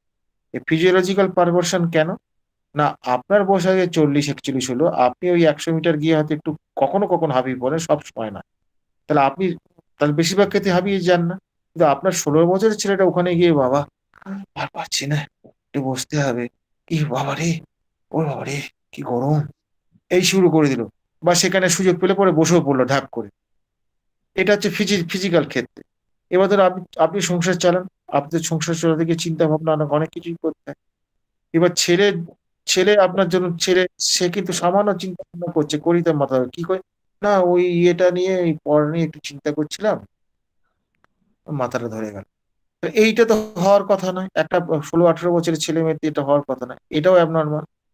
এই যে সহজেই ক্লান্ত হয়ে পড়া, এইটা কিন্তু ফিজিওলজিক্যাল পারভার্সন। ফিজিওলজিক্যাল পারভার্সন মানে কি, ওই বয়সে ওই বয়সে মানে ওই 16-17 বছর বয়সে কি 18 বছর বয়সে 100 মিটার বা 50 মিটার হেঁটে যাওয়ার পরে, হেঁটে যাওয়া দৌড়ে যাওয়ার কথা বলছি, হেঁটে যাওয়ার পর ক্লান্ত হওয়ার কথা না। তাহলে বয়সের যদি আমাদের যেটা ফিজিওলজির কথাটা ভাবি, ফিজিওলজির জ্ঞানটা এখানে লাগছে। দেখুন ফিজিওলজির জ্ঞান আমাদের যেটুকু আছে, ধারণা যেটা আছে, সেই অনুযায়ী কিন্তু এইটুকু হেঁটে গেলে এতটা টায়ার্ড হওয়ার কথা না। হ্যাঁ, কিন্তু সেখানে সে টায়ার্ড হয়ে পড়ছে। তাহলে এই যে তার শরীর পারমিট করছে না, এইটাকে ফিজিওলজিক্যাল পারভার্সন বলে। এইটা এই বয়সে হওয়ার কথা নয়। এটা যদি আজকে 60 বছরের বৃদ্ধ যদি বলতো, সেক্ষেত্রে এটা ফিজিওলজিক্যাল পারভার্সন হবে না, এটা মোর অরলেস স্বাভাবিক হবে। 60-65 বছরের বৃদ্ধ যদি বলে, সে মোর স্বাভাবিক হবে। ফলে বোঝাই যাচ্ছে যদি সে 60 বছরের বৃদ্ধটা যদি না, ওটা না হয়, যে উল্টোটা যদি হয়, একদম প্রাণবন্ত আছে, তখন সে অ্যাক্টিভ হয়ে গেল। হ্যাঁ, তাহলে বোঝা যাচ্ছে সে শরীরের নেচারে আছে। ফলে এই যে সিফিলিসের পেশেন্টরা কিন্তু অল্পেতেই ক্লান্ত হয়, অল্পেতেই ক্লান্ত হয়, অল্পেতেই তাদের প্রচুর ঘাম দেয়। হ্যাঁ, অল্পেতেই তাদের মেজাজ গরম হয়ে যায়, দুম করে মেজাজ উঠে যাবে, মানে কোনো ইয়ে নেই, বোমার মতো ফড়াস করে উঠে যাবে। এটাকে ইম্পালস বলে, এটাকে ইম্পালসিভনেস বলে। এইগুলো হচ্ছে সিফিলিটিক পেশেন্টের নেচার। হ্যাঁ, এই নেচার গুলো কিন্তু আমাদের ফিজিক্যাল সিমটমের মধ্যে যদি আমরা একটু খুঁজি, তাহলে এখানেও আমরা পেয়ে যাবো। সে অল্পেতেই কিন্তু ক্লান্ত হয়ে পড়ছে, মানে দুম করে ক্লান্ত হয়ে পড়ছে, দুম করে ক্লান্ত হচ্ছে। এটা হওয়ার কথা নয় এই বয়সে। দুম করে সে রেগে যাচ্ছে, সে কোনো বিচার বিবেচনা না করে দুম করে রেগে যাচ্ছে। এই যে তার এই যে ইম্পালসিভনেস ফিজিক্যাল, এই যে মেন্টাল লেভেলে, এটারই ফিজিক্যাল রূপে দেখুন। ফিজিক্যাল রূপে কি দেখছেন, একটুখানি হেঁটে গেল, দুম করে সে ক্লান্ত করে, যেটা হওয়ার কথা নয়। তার সে বাবা হয়তো এই চল তো, চল চল চল চল, কিছু হয়নি, কিছু চল চল, টেনে টেনে তাকে নিয়ে যাচ্ছে, কিন্তু সে ছেড়ে আর যেতে চাইছে না, কারণ সে তো পারছে না। তাহলে এইরকম জায়গাগুলো কিন্তু আমাদের বুঝতে হবে, এটা যে সোরা সিফিলিস কম্বিনেশনের জন্য হয়। মানে এই জায়গাটা কি পরিষ্কার হয়েছে? এটা পরে প্রশ্ন থাকলে প্রশ্ন লিখে পাঠান, লিখে রাখুন। ক্লাস শেষ হয়ে গেলে যে কোনো প্রশ্ন আমি উত্তর দেওয়ার চেষ্টা করব। কিন্তু যেটা আমি আপনাদের দুজনকে ধরলাম, এই যে আমি SK সাবির, এটা শেখ সাবির হবে। হ্যাঁ স্যার, আর স্যার ক্লিয়ার হয়েছে। আরেকজন SM। তাহলে আপনার পরিষ্কার হয়েছে এই জায়গাটা তো? হ্যাঁ অফকোর্স স্যার, অফকোর্স। কোর্স পরিশেষ। এইবার দেখুন ক্যালকিরিয়ার পেশেন্টে যখন আপনি দেখতে যাবেন, দেখবেন ক্যালকিরিয়ার পেশেন্ট ক্ষেত্রে এক্সারশন আছে। ক্যালকিরিয়ার পেশেন্ট আরেকটা মজা আছে, আপনি দেখবেন যদি সিঁড়ি দিয়ে যদি উপরে ওঠে, ওটা ক্যালকিরিয়ার পেশেন্ট সিঁড়ি দিয়ে উঠতে চাইবে না, এত তার সিঁড়ি দিয়ে উঠলে তার অসুবিধা হয়। এগেনস্ট গ্র্যাভিটেশন, মানে গ্র্যাভিটেশন ফোর্সের এগেনস্টে একটু উঠে গেলেই দেখবেন ওরে বাবারে। গ্র্যাভিটেশন পেশেন্টও তাই করে, গ্র্যাভিটেশন পেশেন্ট এক্সারশনে ওরকম আছে। এবার হচ্ছে কি, এইটা যখনই দেখবেন আপনি, আপনার পেশেন্ট এসে বলবেন ও পাখাটা জোরে চাই, হ্যাঁ কি জানলাটা তো খুলে দিল, তাড়াতাড়ি করে খুলে দিল, তার মানে ব্যাপারটা কিরকম হচ্ছে, ওপেন এয়ার তো চাইছে বটে, শেষে ধপাস করে বসে পড়বে, একটু পরে কথা বলবো। মানে মানে সে এত ক্লান্ত হয়ে পড়ছে, অথচ তার সঙ্গে তার বৃদ্ধ মা এসে, সে কিন্তু স্বাভাবিক, এই তুই চুপ করে বসতো, চুপ করে বসতো। হম এই যে জায়গাটা যেটা আপনি দেখতে পাবেন, যখন এরকম আর্লি যখন ঘটনাটা যখন দেখবেন, এই ঘটনার সিফিলিসে মানে এই অল্পেতেই তার ইয়ে হয়ে যাচ্ছে, অল্পেতেই তার এই ধরনের ঘটনাগুলো ঘটে যাচ্ছে। আবার দেখুন একটা 7 বছরের মেয়ে, হ্যাঁ তার মেনস্ট্রুয়েশন চালু হয়ে গেল, এই অল্প বয়সী হতে শুরু করলো, দিস ইজ অলসো সিফিলিটিক। এটাও হচ্ছে ফিজিওলজিক্যাল পারভার্সন। পরিষ্কার হয়েছে? জি স্যার। গুরুত্বটা পরিষ্কার হয়েছে? হ্যাঁ স্যার, হ্যাঁ স্যার, জি স্যার, জি স্যার। একদম স্পষ্ট তো, ছবির মতো স্পষ্ট তো? হ্যাঁ জি স্যার। স্যার একটা কথা বলছিলাম, বলবো স্যার? হ্যাঁ বলো, আপনাকে প্রশ্ন করেছে, আপনি করতে পারেন। হ্যাঁ স্যার, বলছি এই ধরুন যদি কোনো ফোড়া টোড়া হয়, ওই হিপারসালভে দেখি যে হাত দিতে দেয় না, খুব সেন্সিটিভ হয়ে আছে, মানে খুব ব্যথা হয়ে আছে। আবার কাউকে কিছু প্রশ্ন করলে সঙ্গে সঙ্গে রেগে যাচ্ছে। মানে এটা একটা বক্তব্য আমি কোনো একটা লেকচারে শুনেছিলাম, বাংলাদেশি কোনো এক ডাক্তারবাবু, মনে নেই এই মুহূর্তে। মেন্টাল ক্ষত হয়ে আছে, যেমন ফিজিক্যাল ক্ষত শরীরের চামড়ার উপর, সে যেমন হাত দিয়ে দিচ্ছে না, তার মেন্টাল একটা ক্ষত হয়ে আছে, মানে অল্পে একটা জিজ্ঞাসা করছে সঙ্গে সঙ্গে মানে একটা ঝাঁজ দেখাচ্ছে। মানে উত্তর দিতে চাইছে না বা খুব বাজেভাবে উত্তর দিচ্ছে, খুব অল্পেতে রিয়াক্ট করছে, মানে অল্প কথায় খারাপ ভাবে। না না তো না এইরকমও তো ব্যাপার হয়ে থাকতে পারে যে মানে সে তার একটা সবসময় একটা ভিতরে একটা চিন্তা আছে, তার উপর একটা লোড চাপছে। তো সেইটা সেক্ষেত্রে একটু যদি বলেন, এই এইগুলো একটু জটিল। ভিতরে হ্যাঁ ক্ষত হয়ে আছে, এইসব কথাগুলো যুক্তিহীন কথাবার্তা। এগুলো যুক্তিহীন কথাবার্তা। আচ্ছা সম্ভবত তিনি মায়াজম সম্পর্কে তার প্রাথমিক ধারণাও তার নেই, সেই জন্য এই কথাগুলো বলছি। ঠিক আছে, আচ্ছা। হ্যাঁ এবার ব্যাপার, প্রথম প্রশ্নটা কি করেছেন একবার বলুন, আমি উত্তর দিয়ে দিচ্ছি এখন। না, ওটা মানে ডাক্তারবাবু বলতে চেয়েছেন মানে মানসিক দিক দিয়ে অলরেডি সে চিন্তাতে, একটা গভীর চিন্তাতেই থাকে, সেই জন্যে আর কিছু প্রশ্ন করলে সঙ্গে সঙ্গে একটা খারাপ রিয়াক্ট করছে আর কি, মানে সেটা সে হচ্ছে একটু বিষণ্ণ হয়েই থাকে হয়তো। সেন্সিটিভনেস বলে, সেন্সিটিভনেস মানে এটা হচ্ছে সংবেদনশীলতা। এইটা কিন্তু সোরার আন্ডারে পড়বে। সেটা ঠিক আছে, মেন্টালি হয়তো সে খুব চাপে আছে, তার উপর কিছু প্রশ্ন করলে সে আর সহ্য করতে পারছে না, সেটা সেই তো কন্ডিশন, জিনিসগুলো আর কি। এগুলো কন্ডিশনাল খুব সেটা। ধরা খুব শক্ত হয়ে যায় আমাদের এগুলো। হ্যাঁ, সেটা তো পরিস্থিতির উপর, পরিস্থিতির চাপে হচ্ছে, সেটা কোনো সিমটম ধরা যাবে না। আচ্ছা পরিস্থিতির স্যার। চাপে সেটাকে সিমটম ধরা যায় না, যেটা স্বতঃস্ফূর্ত ভাবে আসবে সেটাকে দেখতে হবে। আপনি হ্যাঁ একটা স্যার। প্রশ্ন করছেন, আমি মাথা থেকে আউট হয়ে গেল প্রশ্নটা, প্রথমে যেটা বলছিলেন একবার বলুন, একবার ওই বলুন একদম ওইটা এইভাবে বুঝিয়েছিলেন আর কি, যে বাইরে একটা ফোড়া হয়েছে, সেটা যেমন হাত দিতে দিচ্ছে না, খুব সেনসিটিভ হয়ে আছে, ফিভার সালফার তাই। একটা সিমটম বলেছিলেন। তো হ্যাঁ, আমি আমি বুঝি, মেন্টালও তার আমার মনে পড়ে গেছে। এই যে ভিপার সালফারে যে পেশেন্টকে যে হাত ছুঁতে দিচ্ছে না, এটা কিন্তু হচ্ছে সোরার লক্ষণ। এই যে হ্যাঁ স্যার। সেন্সিটিভনেস, হ্যাঁ স্যার। সোরার লক্ষণ। মেন্টাল মেন্টাল ক্ষেত্রে ওই যে কেউ কিছু বললে সে সংশয় রেগে যাচ্ছে, এটা সোরার লক্ষণ, দুটোই সেন্সিটিভনেস। এটাকে, সোরাকে বলা হয় সেন্সিটাইজিং মায়াজম, মানে হ্যাঁ স্যার। সোরারকে সেন্সিটাইজিং মায়াজম মানে কি, সংবেদনশীল মায়াজম। বোঝা হ্যাঁ গেছে, স্যার। এরা রিয়াক্ট করবে, এদের বুঝে করবে কি না বুঝে, না বুঝে সবভাবেই করতে পারে। এদের রিয়াক্ট করাটা একটা স্বভাব, এটাকে ইউনিভার্সাল সেন্সিটিভিটি বলে, এটাকে হ্যাঁ স্যার। ইউনিভার্সাল এটা সেন্সিটিভিটি এটাকে বলে। এটা কিন্তু সোরার বৈশিষ্ট্য, যার জন্য সোরা না থাকলে তো কিছুই ঘটবে না, আমাদের কোনো রোগই হবে না। সোরার তো কামই হচ্ছে মানে সবাইকে টেনে আনা। হ্যাঁ স্যার। আর সিপিলিটি তাহলে আপনি যেটা বললেন অল্পেতেই, যেটা মানে ইয়ে হয়ে যাচ্ছে, হাঁপিয়ে যাচ্ছে বা কিছু, মানে অল্পেতেই সে আহ, মাথা যন্ত্রণা হোক যাই হোক, সেটা ক্লান্ত অলরেডি হয়ে হয়তো যাচ্ছে। শরীরে ডিস্ট্রাকশন একটা আছে, সে বেশি লোড নিতে পারছে না, সেটার জন্য। না, ডিস্ট্রাকশন পাবেন না, ডিস্ট্রাকশন পাবেন না। যেমন পিজিয়ন শেপ চেক, এই পিজিয়ন শেপ চেস্ট থাকে, মানে এই পায়রার, কবুতরের পায়রার মতন ইয়ে থাকে, হ্যাঁ ছোট হ্যাঁ স্যার। থাকে, তা সহজে কিন্তু উপরে মানে হেঁটে উঠতে পারে না। হ্যাঁ, তারপর তারা ওই পাহাড়ে উঠতে পারে না, সিঁড়ি দিয়ে উঠতে পারে না। তাদের কিন্তু ওই ব্লাড কাউন্ট সিবিসি করলে কিন্তু আপনি মোরলে সবই নর্মাল পাবেন, অথচ তারা পারে না।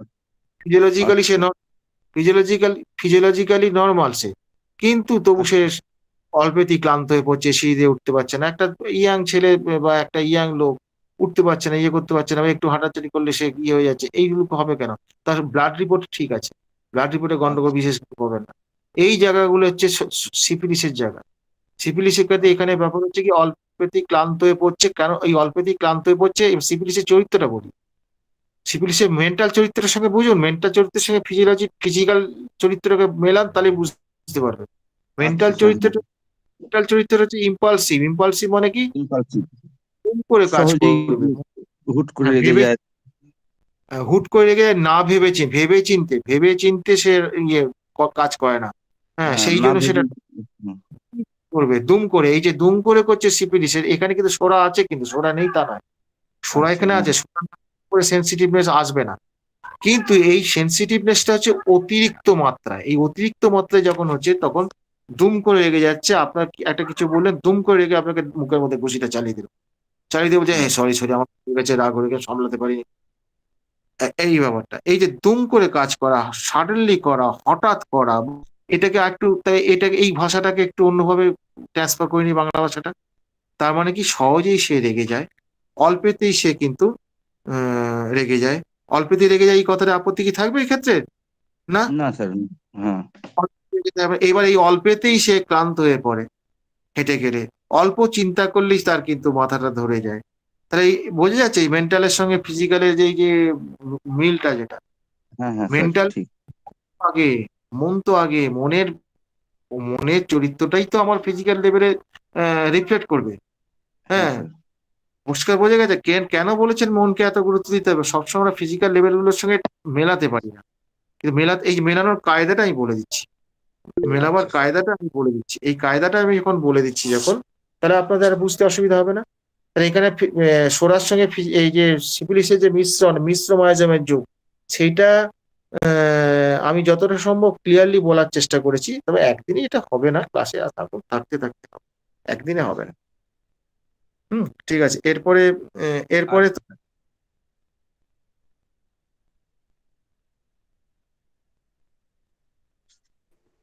হ্যাঁ স্যার।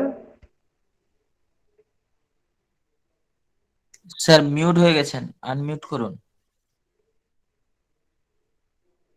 স্যার মিউট হয়ে গেছেন।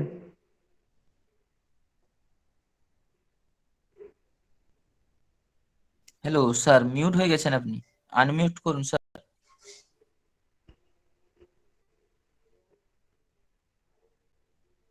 অমরনাথ স্যার আপনি মিউট হয়ে গেছেন স্যার।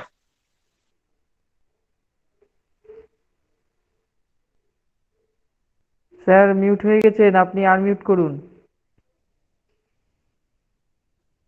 স্যার মনে হয় একটু গেছেন কোথাও।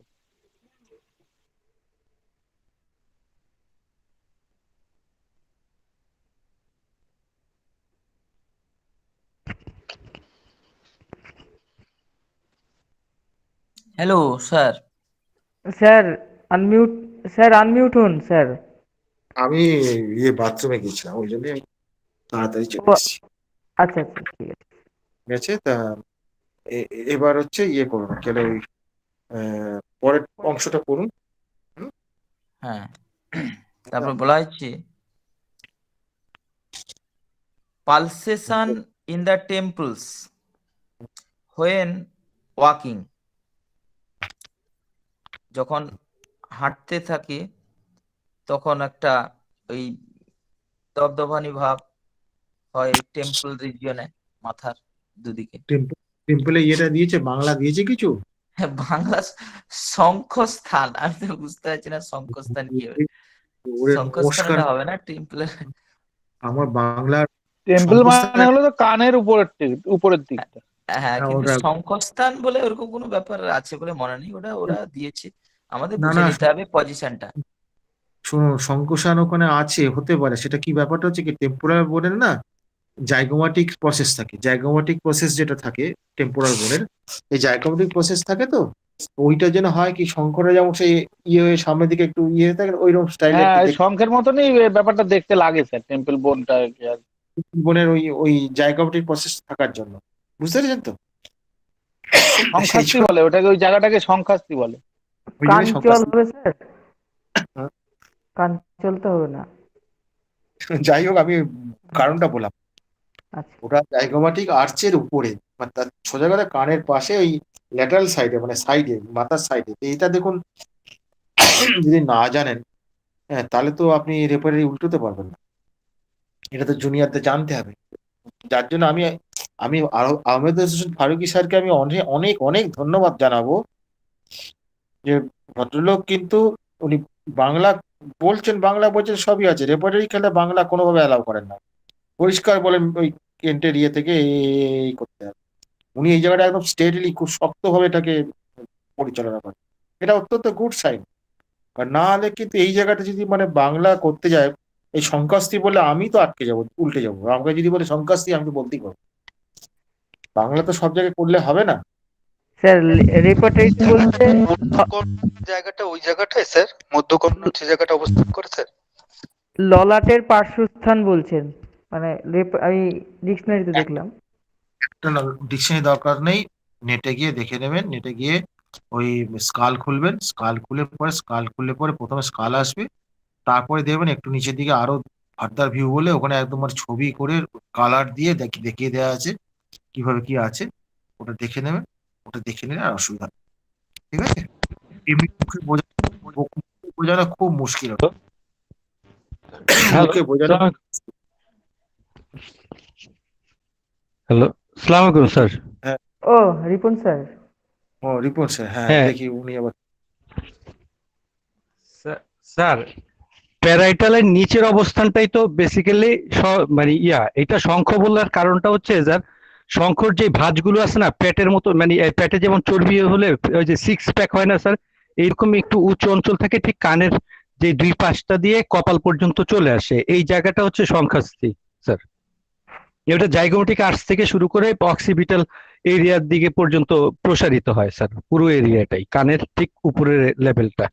যে শঙ্খ যেরকম মানে ওই যদি শঙ্খের যদি আর্চটা দেখেন ঠিক এই এই একই রকমের চাপটা থাকে এই জায়গায় মাথার, এটা।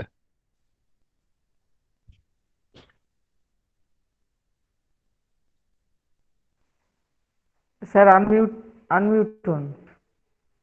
ওটা তো স্যার নেটে পেয়ে যাবে স্যার, ওটা তো নেটে পেয়ে যাবে, অসুবিধা হবে না, ছবিটা পেয়ে যাবে। এখন ছবিটা আমি মুখে কি করে বোঝাই বলুন দেখিনি। আর আমি তো প্রেজেন্টেশনও করতে জানি না, আমি যে প্রেজেন্টেশন করে ছবিটা এসে দেখাবো সে ক্ষমতা আমার নেই। ঠিক আছে, ওই টার্ম গুলো আমাদের কিছু কিছু জানতে হবে, নাহলে শুধু বাংলাতে ওগুলো ইয়ে করে লাভ নেই, পড়ে থেকে লাভ নেই সবসময়। শুধু বাংলা বলে নয়, আমাদের অ্যানাটমি ফিজিওলজি এগুলো জানতেই হবে কিছু না কিছু, না জানলে কিন্তু আপনি করতে পারবেন না। আমি সেই জায়গাটাই তো আপনাদের হাইলাইট করতে চাইছি, যাতে আপনারা একটু এই সাইডগুলো একটু ভাবনা চিন্তা করেন। ঠিক আছে, তারপরে splitting pain in the vertex, মানে হচ্ছে একদম যে মস্তক শীর্ষ সেই জায়গাটায় স্প্লিটিং, মানে হচ্ছে মানে কি বলা যাবে, কর্তনকারী, মানে স্প্লিট মানে হচ্ছে খণ্ডবত, মানে স্প্লিট করে দেয়, জয়েনের অপোজিট হচ্ছে স্প্লিট। এই ওই কে দেখা যায়, এই একজন দেখাচ্ছে, এই যে দেখাচ্ছে ছবিটা দেখে নেন, ছবিটা তন্ময় খুব ভালো কাজ করেছে। একদম ছবিটা বড় করে দেখে নেন, একদম দেখিয়ে দিচ্ছে। ছবিতে হাত দিলে বড় হয়ে যাচ্ছে। হ্যাঁ, ছবিটাতে আবার কোথায় চলে গেল, আমি হাত দিলাম কালো হয়ে গেল কেন কে জানে। না না ওই করাচ্ছে ওগুলো, হ্যাঁ এবার বোঝা যাচ্ছে। এইবার দেখা যাচ্ছে হ্যাঁ টেম্পল বোনটা দেখা যাচ্ছে এবার। টপ, প্যারাইটাল রিচ, ক্রাউন, তারপরে অক্সিপিটাল দেখাচ্ছে, নেপ দেখাচ্ছে, টেম্পল, ওই কানের হালিম ঠিক স্যার, সামনের দিকে, হালিম কানের স্যার ঠিক এই সামনের দিকে। হালিম স্যার আপনি একটু দেখুন তো টেম্পলটা ঠিক জায়গায় দেখেছি কিনা, আমার সন্দেহ হচ্ছে। আমি স্যার দেখাবো স্যার একবার। হ্যাঁ এইটা এইটা এই টেম্পলটা যেখানে দেখাচ্ছে সেটা আমি মানতে পারছি না।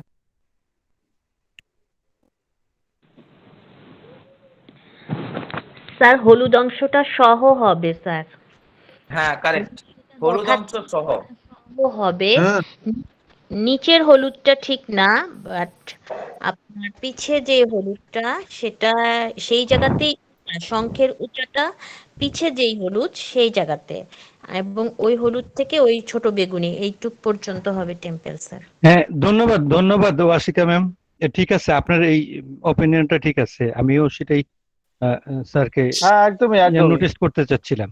এটা হচ্ছে আমি জাইগোমেটিক আর্চ থেকে শুরু করে কানের উপরের অঞ্চলটা দিয়ে ঠিক অক্সিপিটাল বোনের আগ পর্যন্ত, এই যে স্যার এই যে নীল কালারের যেটা আছে এটা ঠিক আছে স্যার, হ্যাঁ এই যে এখন এটাই হলো অ্যাকচুয়াল টেম্পল। এটা হচ্ছে পারফেক্ট, এটা তাহলে পারফেক্ট। আগে যে তন্ময় যেটা দিচ্ছে যে তন্ময় ওটা ইন্ডিকেশনটা ঠিক হচ্ছে না, আমার মানতে পারছি না। আমি বললাম না একটু আগে, তন্ময় যে ছবিটা দিয়েছিল সেই ছবিটা আমি মানতে পারছিলাম না, সেটাই তো বললাম। হ্যাঁ একদম এক্সাক্ট জায়গাটা আছে, এই যে শঙ্খের মতো একটা জায়গায় দেখা যাচ্ছে, এই যে জায়গাটা হ্যাঁ এই যে শঙ্খের মতো জায়গাটা একদমই তাই।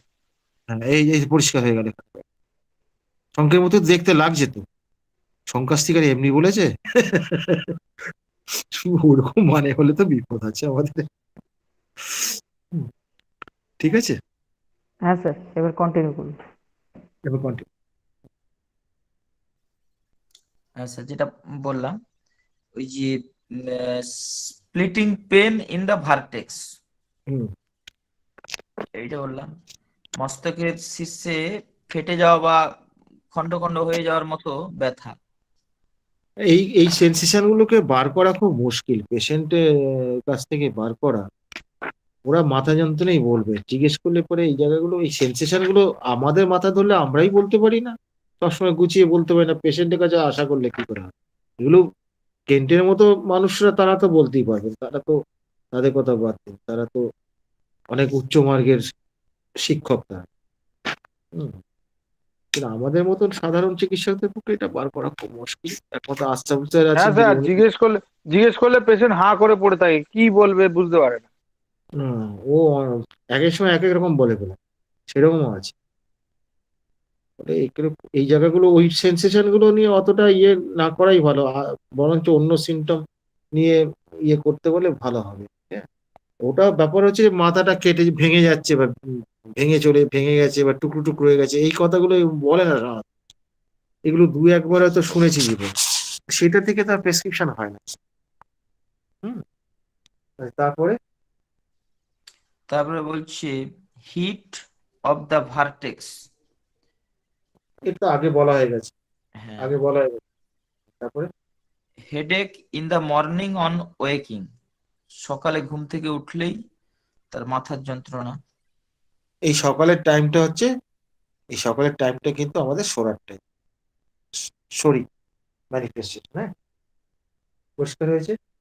আবার আর্লি মর্নিং হয়ে গেলে তখন আবার সাইকোসিস হয়ে যাবে। আর্লি মর্নিং মানে রাত 3টে, 3:30, 4টে এরকম সময় হয়ে গেলে তখন কিন্তু ওটা সাইকোসিসের আন্ডারে চলে যাবে। ঠিক আছে, এরপরে তাহলে স্যার সালফারের যে ওই যে আর্লি মর্নিং এ যে ডায়রিয়া বা ওইটা কি শরিক? হ্যাঁ, শরীরের নেচার তো। আচ্ছা, সিফিলিটিকের টাইমটা কোন সময়টা? সিপ্লিসিতে রাত্রিবেলায় নেব, মানে 12টার পর থেকে। 12টার পর থেকে হতে পারে, সাধারণত ওই সময়টাই বেশি, সন্ধ্যের পর থেকে তার আস্তে আস্তে বাড়তে শুরু করে। ক্যালি গ্রুপের গুলো তো যেমন 3টে, 3:30 এরকম সময় যেগুলো হয়। ইন জেনারেল সিফিলিস স্যার মানে সানসেট টু সানরাইজ। এবং ওই ক্যারি গ্রুপের যে টাইমটা বলা হচ্ছে, ওইখানে সাইকোটিক আর সিফিলিক গায়ে গায়ে মিশে গেছে প্রায়। ওই দুটোরই টাইমগুলো ওই সময়টার মধ্যেই, ক্যালি বাই ইয়ের সঙ্গে থুজা ফুজা মেডোরিনামও পর্যন্ত ওইখানে ওই টাইমগুলোর মধ্যে সব ইয়ে করছে। ফলে ওইগুলো কিন্তু রেদার আনকমন, এটা মাথায় রাখতে হবে। হ্যাঁ, তবে জেনারেলি ওটা কিন্তু ওই সিফিলিসের সময় ওইটাই। হ্যাঁ, ওখানে মেডিনিয়াম থাকতেই পারে, কারণ মেডিনিয়ামের মধ্যে সিফিলিস স্টিগমা নেই তা তো নয়, সে তো আছেই, পূজার মধ্যে তো আছে। তারপরে সে ওই সময় টাইমটা দেবে না কেন? তবে ব্যাপার হচ্ছে যে আর্লি মর্নিং এর টাইমটা কিন্তু এই ঠিক মর্নিং এর আগের আর্লি মর্নিং, সেটা সাইকোজিক টাইম। তার আগেরটা হয়তো কিন্তু সিফিলিটিক্স টাইম। কিন্তু এখানে ওইরকম একদম ক্লিয়ার কাট ফিক্সড কোনো টাইম, এটা থেকে এত পর্যন্ত সরা, এই পর্যন্ত সিফিলিস, এই পর্যন্ত সাইকোসিস, এরকম নয়। আর ডে টাইমের ব্যাপারটা মূলত সরা, ডে টাইমের ব্যাপারটা মূলত সরা। হ্যাঁ, ফলে ওটা এগুলো ওরকম ভাগ করা নেই যে এখান থেকে এত অব্দি এতটা, এরকম ব্যাপারটা।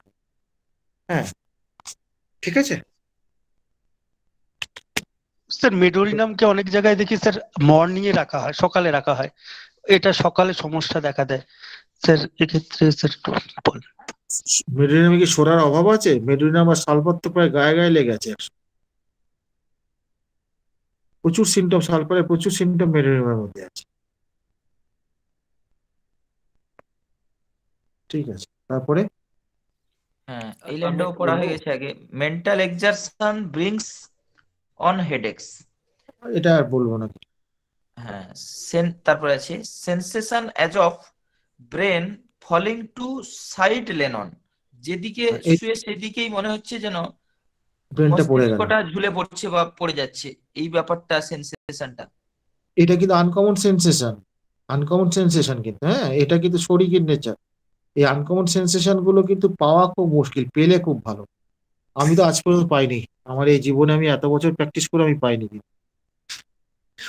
আমি পাইনি। এখন আশরাফুল স্যার আছেন, যদি উনি পেয়ে থাকেন হয়তো বলবেন। আশরাফুল স্যারকে ধরে রাখুন, ছাড়বেন না।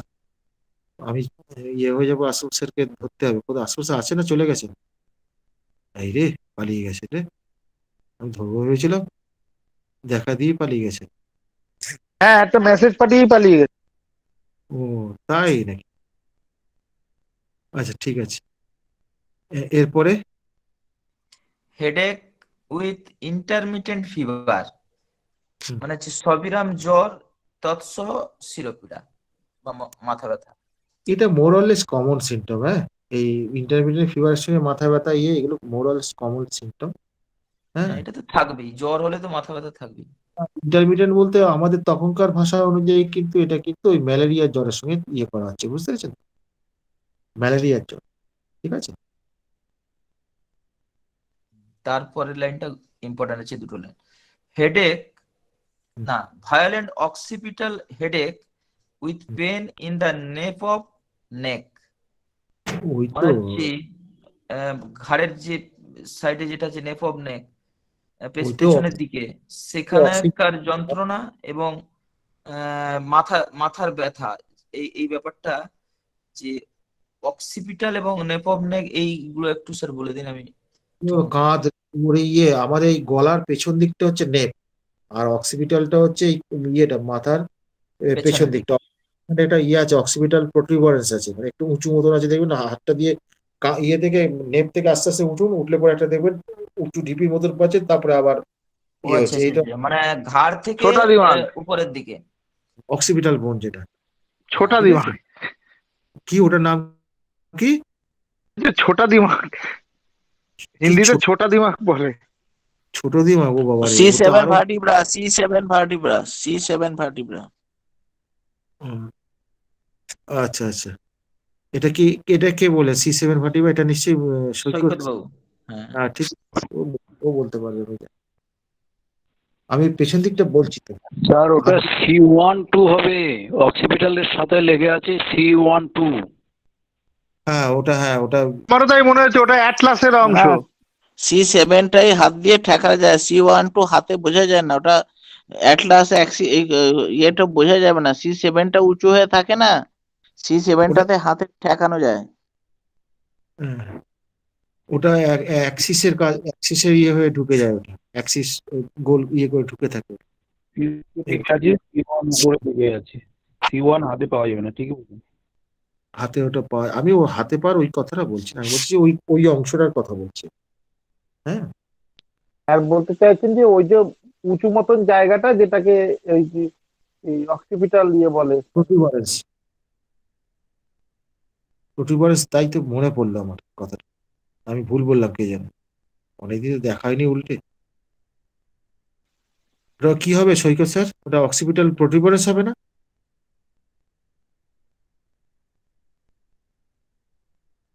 কিছু একটা দেখাতে চাইছে দীপেন দেখাচ্ছি। ওস্তাদ ছেলে বাইরে এরা, আমি সেটা কিছুই জানতে পারলাম না। হ্যাঁ, আপনার সময় তো এসব কিছু ছিল না, দীপেনরা সব নিয়ে এসেছে।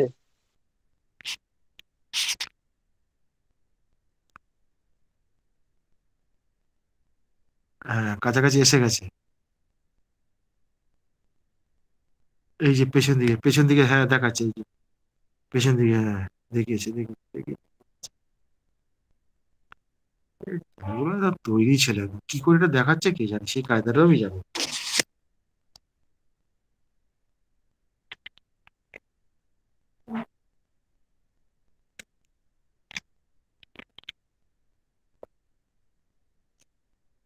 মোটামুটি একটা আন্দাজ পাওয়া গেছে স্যার, নেটের খুব ডিস্টার্ব হচ্ছে। ঠিক আছে, মোটামুটি আন্দাজ পাওয়া গেছে, এরা বুঝেছে পেছন দিকে, সামনের দিকে খুঁজবে না, এটুকু হচ্ছে কথা। তারপর আছে হেডে, তারপর কি বলেছে, তারপর কি আছে? হ্যাঁ, তারপর বলছে headache from bridge of the head, এটাও হয়ে গেছে আগে। এটাও আগে হয়ে গেছে, আর এটা কিন্তু ন্যাট্রাম সালফার একটা খুব গুরুত্বপূর্ণ এক্সাইটিং ফ্যাক্টর। হ্যাঁ, তারপরে একটুখানি গেছে পড়ে দিই স্যার এই প্রায়টা। ইচিং অফ দ্য স্ক্যাল্প, মাথায় চুলকানি, মানে মাথার এই চুলের গোড়াটা, সেগুলোতে চুলকানি। তারপর বলেছে ফর্মিকেশন, ওই কিছু পোকামাকড় হেঁটে যাওয়ার মতো অনুভূতি। তারপরে বলেছে এক্সিমা of the scalp with much moisture, এখানে আবার বলা হয়েছে যে রসপূর্ণ এক্সিমা। এই যে দুটোই ব্যাপার যেটা আছে, এই যে এক্সিমা যে আমাদের ইয়েতে আছে, মানে মাথায় যেটা দেখছি, এইখানে কিন্তু হেডেকের আন্ডারে ইরাপশনে গিয়ে এক্সিমা খুলে দেখুন, ওখানে ন্যাট্রাম সালফ নেই, কেন্টের মেটেরিয়াল রেপারেন্ট, তাহলে কেন্ট এটা যোগ করতে হবে। আর মাছ ময়েশ্চার যেটা, যেখানে প্রচুর রস কাটছে, যেটা প্রচুর রস কাটছে, এটাও নেই কিন্তু, দুটোই নেই কিন্তু। হ্যাঁ, তাহলে কি হচ্ছে, এই যে মেটেরিয়ামেটিকে আছে, অথবা রেপারেন্টে নেই, এবার বুঝতে পেরেছেন যে কেন আমি বলি যে রেপারেটর নিয়ে বসে পড়বেন। একটা প্যারা পড়তে অনেক সময় লাগবে, কিন্তু জিনিসটা খুব ভালোভাবে মাথার মধ্যে ই হয়ে যাবে, তৈরি হয়ে যাবে। এটা যদি হয়ে যায় তাহলে কিন্তু আমাদের সুবিধা হবে। তারপর একটা ব্যাপার হচ্ছে কি, যে আমি যখন রেপারেটর উল্টো বই মেটেরিয়াল পড়তে পড়তে যখন পড়বো, তখন আমাকে কি হবে, ওইখানে তো আমি একটা ডাক দেখবো না, আরো কতগুলো ডাক আছে, চোখটা ভুলে যাবো, মুখস্থ করার দরকার নেই, চোখে চোখে চোখে ভাসুক না, চোখে চোখে ভাসলে ওটা হয়ে যাবে। তার ফলে ব্যাপারটা হচ্ছে এইটা যদি আমরা করতে পারি তাহলে কিন্তু আমাদের স্টাডিটা হয়ে যাবে। এবং এইভাবে একবার স্টাডি করার পর 2-3 বার সেই ড্রাগটা এমনি থরো রিডিং করে নিতে হবে। সবসময় এরকম রেপারেটরি নিয়ে বসলে পরে এটা খটোমটো লাগবে। রেপারেটরি নিয়ে একবার করলেন পুরো ড্রাগটা, ধরুন ন্যাট্রামসাল পড়লেন, পড়ার পর ন্যাট্রামসাল আরো কয়েকবার পড়ে নিতে হবে। এই পড়ে নিলে পরে তখন জিনিসটা কিন্তু অনেক পরিষ্কার হয়ে যাবে। তারপর এখানে যে ইচিং যেটা বলেছে, কি বলেছে, ইচিং অফ দ্য স্ক্যাল্প, এই মাথায় চুলকায়, ইচিং যেটা চুলকানো, এই চুলকানিটা হচ্ছে সোরার প্যাথোগনমি সেন্টার। সোরার প্যাথোগনমি মানে সোরার একটা অন্য মূল বৈশিষ্ট্যের মধ্যে এটা পড়ে যাচ্ছে। হ্যাঁ, পরে চুলকানি যেখানে চুলকাচ্ছে সেটা কিন্তু সোরার প্যাথোগনমি বৈশিষ্ট্য। প্যাথোগনমিক কথাটা বলেছেন আমাদের যেই চ্যানেল বলেছে, ঠিক আছে। তার ফর্মিকেশনও তো বলে দিল। আর একজিমা স্ক্যাল্প এটাও কিন্তু ইয়েতে নেই, এটা নেই তো বললাম, কিন্তু একজিমা কিন্তু এটা 3টে মাসজাবই থাকে, কারণ এটা তো সহজ দুঃসাধ্য রোগ, মানে কি বলবো, সহজে তো এটা সারানো যায় না একজিমা। অনেকেই অবশ্য সোরাইসিস একজিমা 15 দিন 1 মাসের মধ্যে সারিয়ে দিচ্ছেন, তো আমি তো আজ পর্যন্ত পারলাম না ভাই। আমি সেদিক থেকে ব্যর্থই বলতে পারবো। আমি অনেকেই দেখতে পাচ্ছি, সব ফেসবুকে দেখছি 15 দিন 1 মাস 1.5 মাসের মধ্যে সোরাইসিস একজিমা সেরে গেছে। 15 বছর 20 বছরের লাস্টিং, দীর্ঘদিন ধরে 15-20 বছরের সব সোরাইসিস একজিমা সেরে যাচ্ছে। ভাই আমি আজ পর্যন্ত পারিনি ভাই। হ্যাঁ, আমার পক্ষে হয়নি। মলম দিয়ে মনে হয় সাফরেস্ট করে স্যার। না, মলম মলম তো স্যার বলছে না, সে বলছে আমি এই একটা ওষুধ দিয়ে সেরে গেল স্যার। আমি তো পারি না ভাই, আমি অক্ষম লোক, আমি সারেন্ডার করছি আপনাদের কাছে। আমি আমাদেরও তো হয় না। 15-20 দিন 1 মাসে আমি ওই সোরাইসিস সারিয়ে দিয়েছি বা ওই একজিমা সারিয়ে দিয়েছি। আমার ভাই আমি পারিনি। সোরাইসিসে 3-4 বছরও লাগছে, আপনি আবার কেন এই স্যার? 2-3 মাসেও কারো কারো গেছে স্যার। এটা কিন্তু আপনি কেন স্যার? আমার লাইফে আমি একটা ভালো করতে পারছি কিনা সন্দেহ। না, সোরিয়াসিস আমার হাতে আল্লাহর রহমতে কয়েকটা ভালো হয়েছে। এই এই হচ্ছে কথা আর কি, বুঝলে, 15 দিন 1 মাসে সেরে যাচ্ছে, কি বলবো আর। তো এইবার তাহলে এবার যোগ করার জন্য কুণাল স্যার যদি থাকে, কুণাল স্যার তো আছে না পালিয়েছে? স্যার এই লাস্ট ওয়ার্ডটা বোঝা গেল না, ইং অফ কোনটা দ্য গো? স্ক্যাল্প সোরা, কিন্তু মাছ ময়েশ্চার, ওই যে eczema of scalp with much moisture, ময়েশ্চারটা এটা কি আমরা ময়েশ্চারটা, ওই ডিসচার্জ হিসাবে ধরবো এবং এটা কি হ্যাঁ সিফিলিস হিসাবে আসবো? এটা সিপিলিস হবে, এটা সিপিলিস মাছ, আর সোডা হলে ড্রাই হবে, ঠিক আছে। মাছ তাহলে হলে স্যার পরে দুটো দুটো এখানেই প্রমিনেন্ট আছে, ইচিং দিচ্ছে স্ক্যাল্পে বলছে সোরা, হ্যাঁ আবার বলছে eczema of scalp with much moisture, মানে দুটো বৈশিষ্ট্যই এই দুটো বৈশিষ্ট্য, স্কিনের এটা আমরা কভার করছি এখানে। হ্যাঁ হ্যাঁ। আর থিকনেসটা যদি থাকে তাহলে ওটা সাইকোসিস হয়ে গেল। যেমন মেজেরিয়ামের থিকনেসটা থাকে না, সেটা। শেষ হলে হবে। আর মামড়ি যদি পড়ে, মামড়ি পড়লে কিন্তু সেটা কিন্তু সিপিলিস, মামড়ি মামড়ি। আচ্ছা আচ্ছা আচ্ছা, তাহলে মেজেরিয়াম, হ্যাঁ স্যার মামড়ি। হ্যাঁ, এই এই জায়গাগুলো একটু একটু বোঝার জায়গা। হ্যাঁ, ঠিক আছে। আচ্ছা, মামড়ি এবং থিকনেস স্যার একটু ক্লারিফাই করে দিন, আমাদের আরো হ্যাঁ, ক্লিয়ার হয়ে যাবে। কিটা মামড়ি পড়া এবং থিকনেসের মধ্যে কোথায় তফাৎটা বা কোন জায়গা থেকে বোঝার অসুবিধা থাকতে পারে একটু ক্লিয়ার করে দিন স্যার। মামড়িটা হচ্ছে একদম উপরে পড়ে রে বাবা, উপরে পড়ে, ওটা আসে তো ওই রস থেকে আসে, রসটা শুকিয়ে গিয়ে ড্রাই হয়ে গিয়ে এটা মামড়ি পড়ে। হ্যাঁ, কোনদিন হয়নি এসব? ছোটবেলায় হয়নি? হ্যাঁ হয়েছে, আমি জানিও, কিন্তু তাও সবাইকে মানে ক্লিয়ার করার জন্য বলছি। ওইটা ওইটা হলো মামড়ি। থিকনেস মানে কি, যে জায়গাটা হয়েছে সেই জায়গাটা মোটা হয়ে ঠিক হয়ে যায় আস্তে আস্তে। হ্যাঁ, ঠিক হয়ে যায়, বেশ মোটা থিকনেস থাকে, তারপর ওটা একটা এরিয়া কভার করে, এরিয়াটা কভার করে। ওই এরা এত বেশি অবস্টিনেট যে চট করে এটাকে সারানো যায় না। হুম, হ্যাঁ। কথা হচ্ছে যে এটা কিন্তু চট করে সারানো যায় না, সেই জন্যই বলছি যে একজিমা সারিয়ে দেবো ফটাস করে 15 দিনে 20 দিনে, এইসব কথা না বলাই ভালো। আমি ভাই পারি না। আমি পেশেন্টকে বলে দিই যে, আমি এমনও পেশেন্টকে বলে দেখুন এটা কবে সারবে আমি বলতে পারবো না। যদি ধৈর্য ধরে থাকেন, ওষুধ যদি খান আপনার অন্য সব দিকই উন্নতি হবে। এটা কবে হবে বলতে পারবো না। একমাত্র হ্যানিম্যানে যদি দেওয়া হয় তাড়াতাড়ি হলেও হতে পারে। কিন্তু ব্যাপার হচ্ছে ওটা চলে গেলেই তো হবে না। চলে গেলেই ওটা আরোগ্য আমি বলবো কি করে? আমাকে তো গিয়ে তার ডাইরেকশন অফ কিওর গুলো দেখতে হবে, তো ডাইরেকশন অফ কিওর দেখতে হবে, ওটা ওষুধ দেওয়ার পর কি কি ঘটনা ঘটছে তার ফলো আপটা করতে হবে। সেইটা করে যদি তা 15 দিনে 20 দিনে 1 মাসে সারে তাহলে আপত্তি নেই। তো আমার তো এরকম ঘটেনি, আমি কি করে বলবো? মিথ্যে কথাটা বলবো কি করে? সেটা বলা যাবে না। ঠিক আছে? আচ্ছা স্যার, তাহলে আমরা অ্যাডের যোগ যোগ পর্বের দ্বিতীয় ধাপে চলে যাই। হ্যাঁ হ্যাঁ হ্যাঁ, অবশ্যই। আমি কুনাল স্যারকে অনুরোধ করছি কিছু যদি বলেন আজকের আলোচনার বিষয়ে, কিছু যদি অ্যাড করতে হয়। কুনাল ভট্টাচার্য না স্যার। না আজ আমার অ্যাড করার মতো কিছু নেই আজকে, স্যার এত সুন্দর বলেছেন। স্যারের কোনো শুনছি, কোশ্চেন? না এই মুহূর্তে নেই, কোশ্চেন মাথায় এলে নিশ্চয়ই বলবো। আপাতত অন্য স্যারেরা বলুন। আচ্ছা, ধন্যবাদ। ধন্যবাদ স্যারকে। আমাদের কাছে অজয় দাস স্যার আছেন আমাদের মাঝে। অজয় দাস স্যার, অজয় দাস স্যার আপনাকে আনমিউট হতে বলছি। এত সকাল সকাল আমাকে কেন?